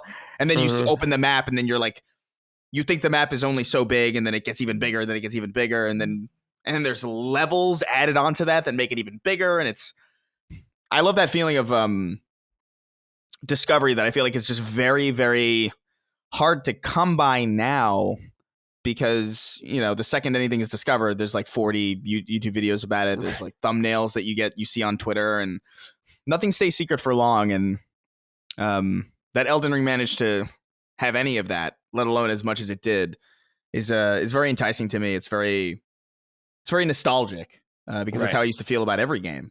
When I just didn't know anything about them. I didn't even know how they were made. They struck me as like borderline magic when I was like 10 years old. It's like, here's this casual window into a different dimension, basically, that I'm taking part in, and this is crazy. So it's nice to get that a little bit back. But yeah, no, I'm very excited about the DLC. As far as least favorite and favorite bosses, I don't know. Godskin Duo sucks. I really hated that fight. Like, it wasn't fun at all. But like at the same time, I'm really not liking Malekith either. Like I've seen some people say like he's my favorite, but like it's so egregious the way this guy moves, especially in his second phase. That just feels so obnoxious. Or it's just like, yo, how he's flipping around. Yeah, it's crazy. So right now, Malekith is my least favorite fight, but my favorite fight, honestly, like it's so funny because I feel like my answers are the two that I'm on. Like I think Millennia is really interesting. Yeah, she does things that normally would annoy me, and I'm not tilted necessarily as I'm playing it, but that whole healing thing is like annoying, but at the same time, I'm just so mesmerized by the fight itself and like just the character design and like the long sword. It looks so fucking cool, and it's aesthetically enjoyable just to even to die in that fight is like something like the way that she picks you up and like stabs you. It's like, this is crazy. It's cool. And there's something satisfying about that also. And again, like so much of my game time was a year ago or like over. So not a lot of the bosses are necessarily fresh in my mind. I remember having a weirdly easy time with the Wolf of Radagon or whatever. Oh yeah, sure. Like I beat that one in like 2 tries, and I remember friends telling me like, "Oh, this boss sucks. It's so hard." And I'm like, "This is that's just, I think that's what I like about Elden Ring though, is that like there's some bosses that people will tell you like, "Don't do this. It's fucking impossible." And then you'll get through it in like one thing, and you're like, "Yo, what? Okay." And then you'll get to some boss. It's like, "Oh, that boss was easy." And then I was like, "Okay, here I am at like my 90th death." Yeah, Cool. That's a Souls gamer from Soft Game. Some bosses people have trouble with, some just clear it easily. It's weird. Yeah, I think it depends on your build a lot too. Sure, could, yeah. Yeah. I'm having a tougher time because I'm like a Dex. I'm a Dex katana. So I'm having a rough go. I'm a glass cannon basically, like where it's like if I can proc something, I'm pretty good. But like before that, I'm dinking. I'm just the littlest bits of chip damage. But I love that swiftness. Like my build is basically Sekiro, basically. Like because I just really loved the way that game played and the way that game flowed and that style of combat, so much. Cool. But yeah. Awesome. Glad to hear it. All right, boys, let's end our show with some comments and questions from the audience. Let's do it. Like we end many shows on LSM. Wrong thing. There we go. All right, this is from Glasgow Grin. What's up, my Summonussies? What are some games you think were way ahead of their time? I was hooked on the 2007 first-person shooter Shadowrun, which is an online-only, no campaign class-based shooter for Xbox with cross-play with PC. It was the first game that I know of that had cross-play with PC as well as via Microsoft Vista. Each race had their own unique abilities. Each kill would give you money to buy equipment and guns. Not many people played the game at the time, but I can't help but feel like if it came out 5 years later, it would have been huge. Can you fellas think of any similar games that were great games that just came out at the wrong time? Oh man, that's a really good question. Yeah, great games came at the wrong time. Well, first of all, I do want to speak to Shadowrun because I actually played a fair bit of it. And that was a lot of fun. There was like that was some wacky shit, man. Like the stuff that you could do in that game. Like there was like a teleporting samurai with like you'd have a katana and you could like walk through walls and like go train. That was a fun game. But yeah, definitely wrong time. Man, what a good question. Yeah, I almost wish I knew this one ahead of time because there's probably so many things that I know you could answer. I think the one that comes to mind immediately, just because I'm in like a very Bungie mindset, is like there's one of the Marathon games. It might even be the first one, or maybe Marathon 2 Durandal, that had like in the 90s on Mac had like theater mode, which would end up becoming pretty huge. Like not only with Halo, but with Call of Duty as well. And what I would consider to be like the progenitor of like modern day photo modes. Just being able to detach the camera and kind of like play with the scene and really watch certain aspects of the game that you weren't necessarily meant to watch or see. That's what comes to mind because that was crazy at the time. Because I think even in the 90s when they came out with that was like a really strange thing to do, and it didn't really show up in Halo until 2007 with Halo 3 on 360 and Halo 2's PC port for Vista in 2007. So that was like way ahead of a lot of things. But I also don't know for sure if that's the first time it's ever been implemented. I think it is though. First time I saw it for sure. Crazy. Ben, can you think of anything? I know it's a very tough question. The first game that comes to mind for this, I don't know if this is a very popular game or not, but I think it was Battlezone. It was late 90s, PC. I don't know if it was on any other consoles, but I know it was on PC. And it was a first-person shooter RTS. And I feel like that kind of game would do well now. do much better, especially if they wanted to put it on consoles, because consoles are able to do much more now. But it was one of those games that wasn't one thing, and I feel like the 90s were games, people knew what first person shooters were by the late 90s, very acquainted with the genre. People knew what RTS games were, but having the two combined, where you're having to not only destroy an enemy, but then collect the things that it leaves behind, the scrap that it would leave behind, and then build a new unit from it and place it correctly. I felt like maybe if I went back and played it now, I'd think it was a bad game, but I felt like it was a good game that was ahead of its time. Even at the time, I was like, we're not ready for this yet. I mean, I was a kid, but, so that's the one that immediately comes to mind. I can't think of anything more recent than that, really. Yeah. What you're saying kind of reminds me of do you remember Tom Clancy's End War? I remember it. I didn't play it. They had like this. I remember playing the demo, and that was the one. That was like an RTS that uses voice commands. So you would like plug in your headset, and you would be like all units, do whatever. And yeah, I thought that was really cool. I didn't play much of it because I was only the demo, and I had no money, and I definitely wasn't risking the little money that I had on a game that I wasn't super sure about. But yeah, there's so many good. I feel like there's so many good answers to this that none of them are coming to my mind. Something I will say, something I wish was copied a little bit more often was I can't believe Shadow of the Colossus is as uncopied as it is. Yeah. Yeah. It really blows my mind. I've played some copycats, and they are always nowhere near the quality, unfortunately. Right, yeah, but it's always like a Kickstarter thing. It's always like Prey of the Gods. Like Prey of the Gods, I tried just because the virtue of it is like, yes, I want more Shadow of the Colossus, and it's just terrible. Just really disappointing, and that's really the only one I can think of.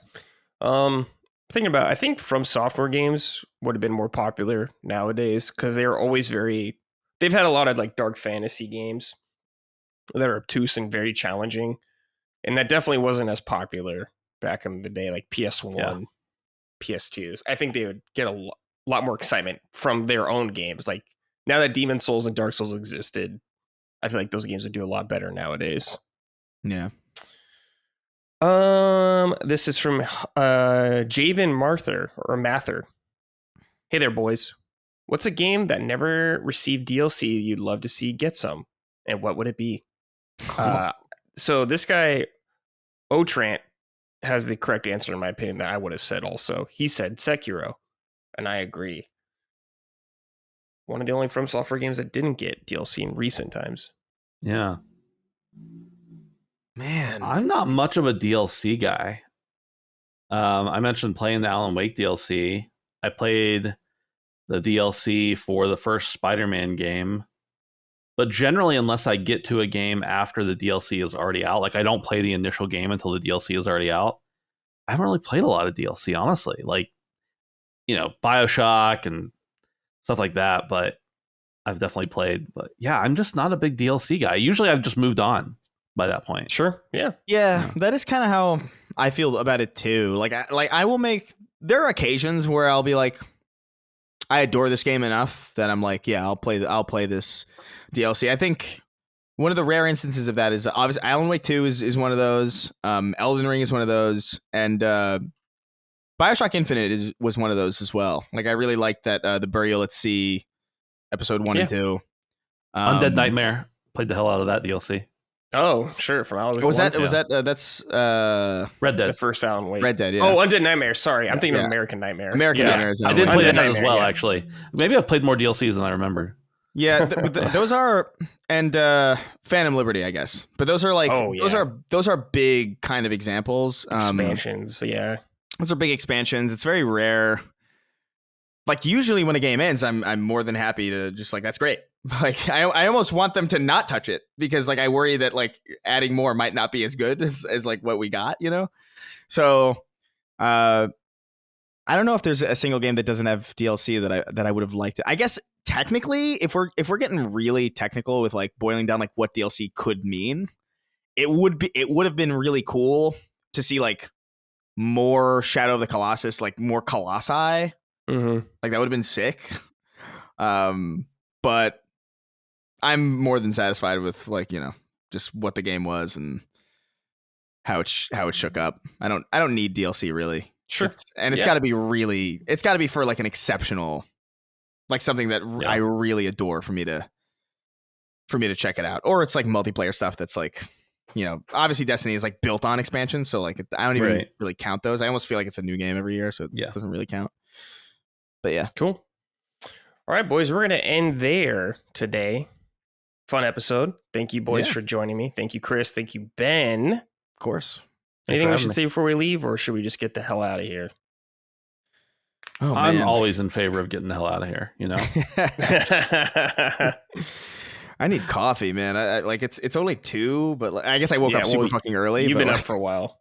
Yeah, I gotta wake up. I gotta take a walk, get myself some coffee. Ooh, I've been getting this horchata cold brew thing at this Mexican restaurant that like I can't. I've been walking in there and just getting a coffee. They're like, "Do you want food this time?" And I'm always like, "No."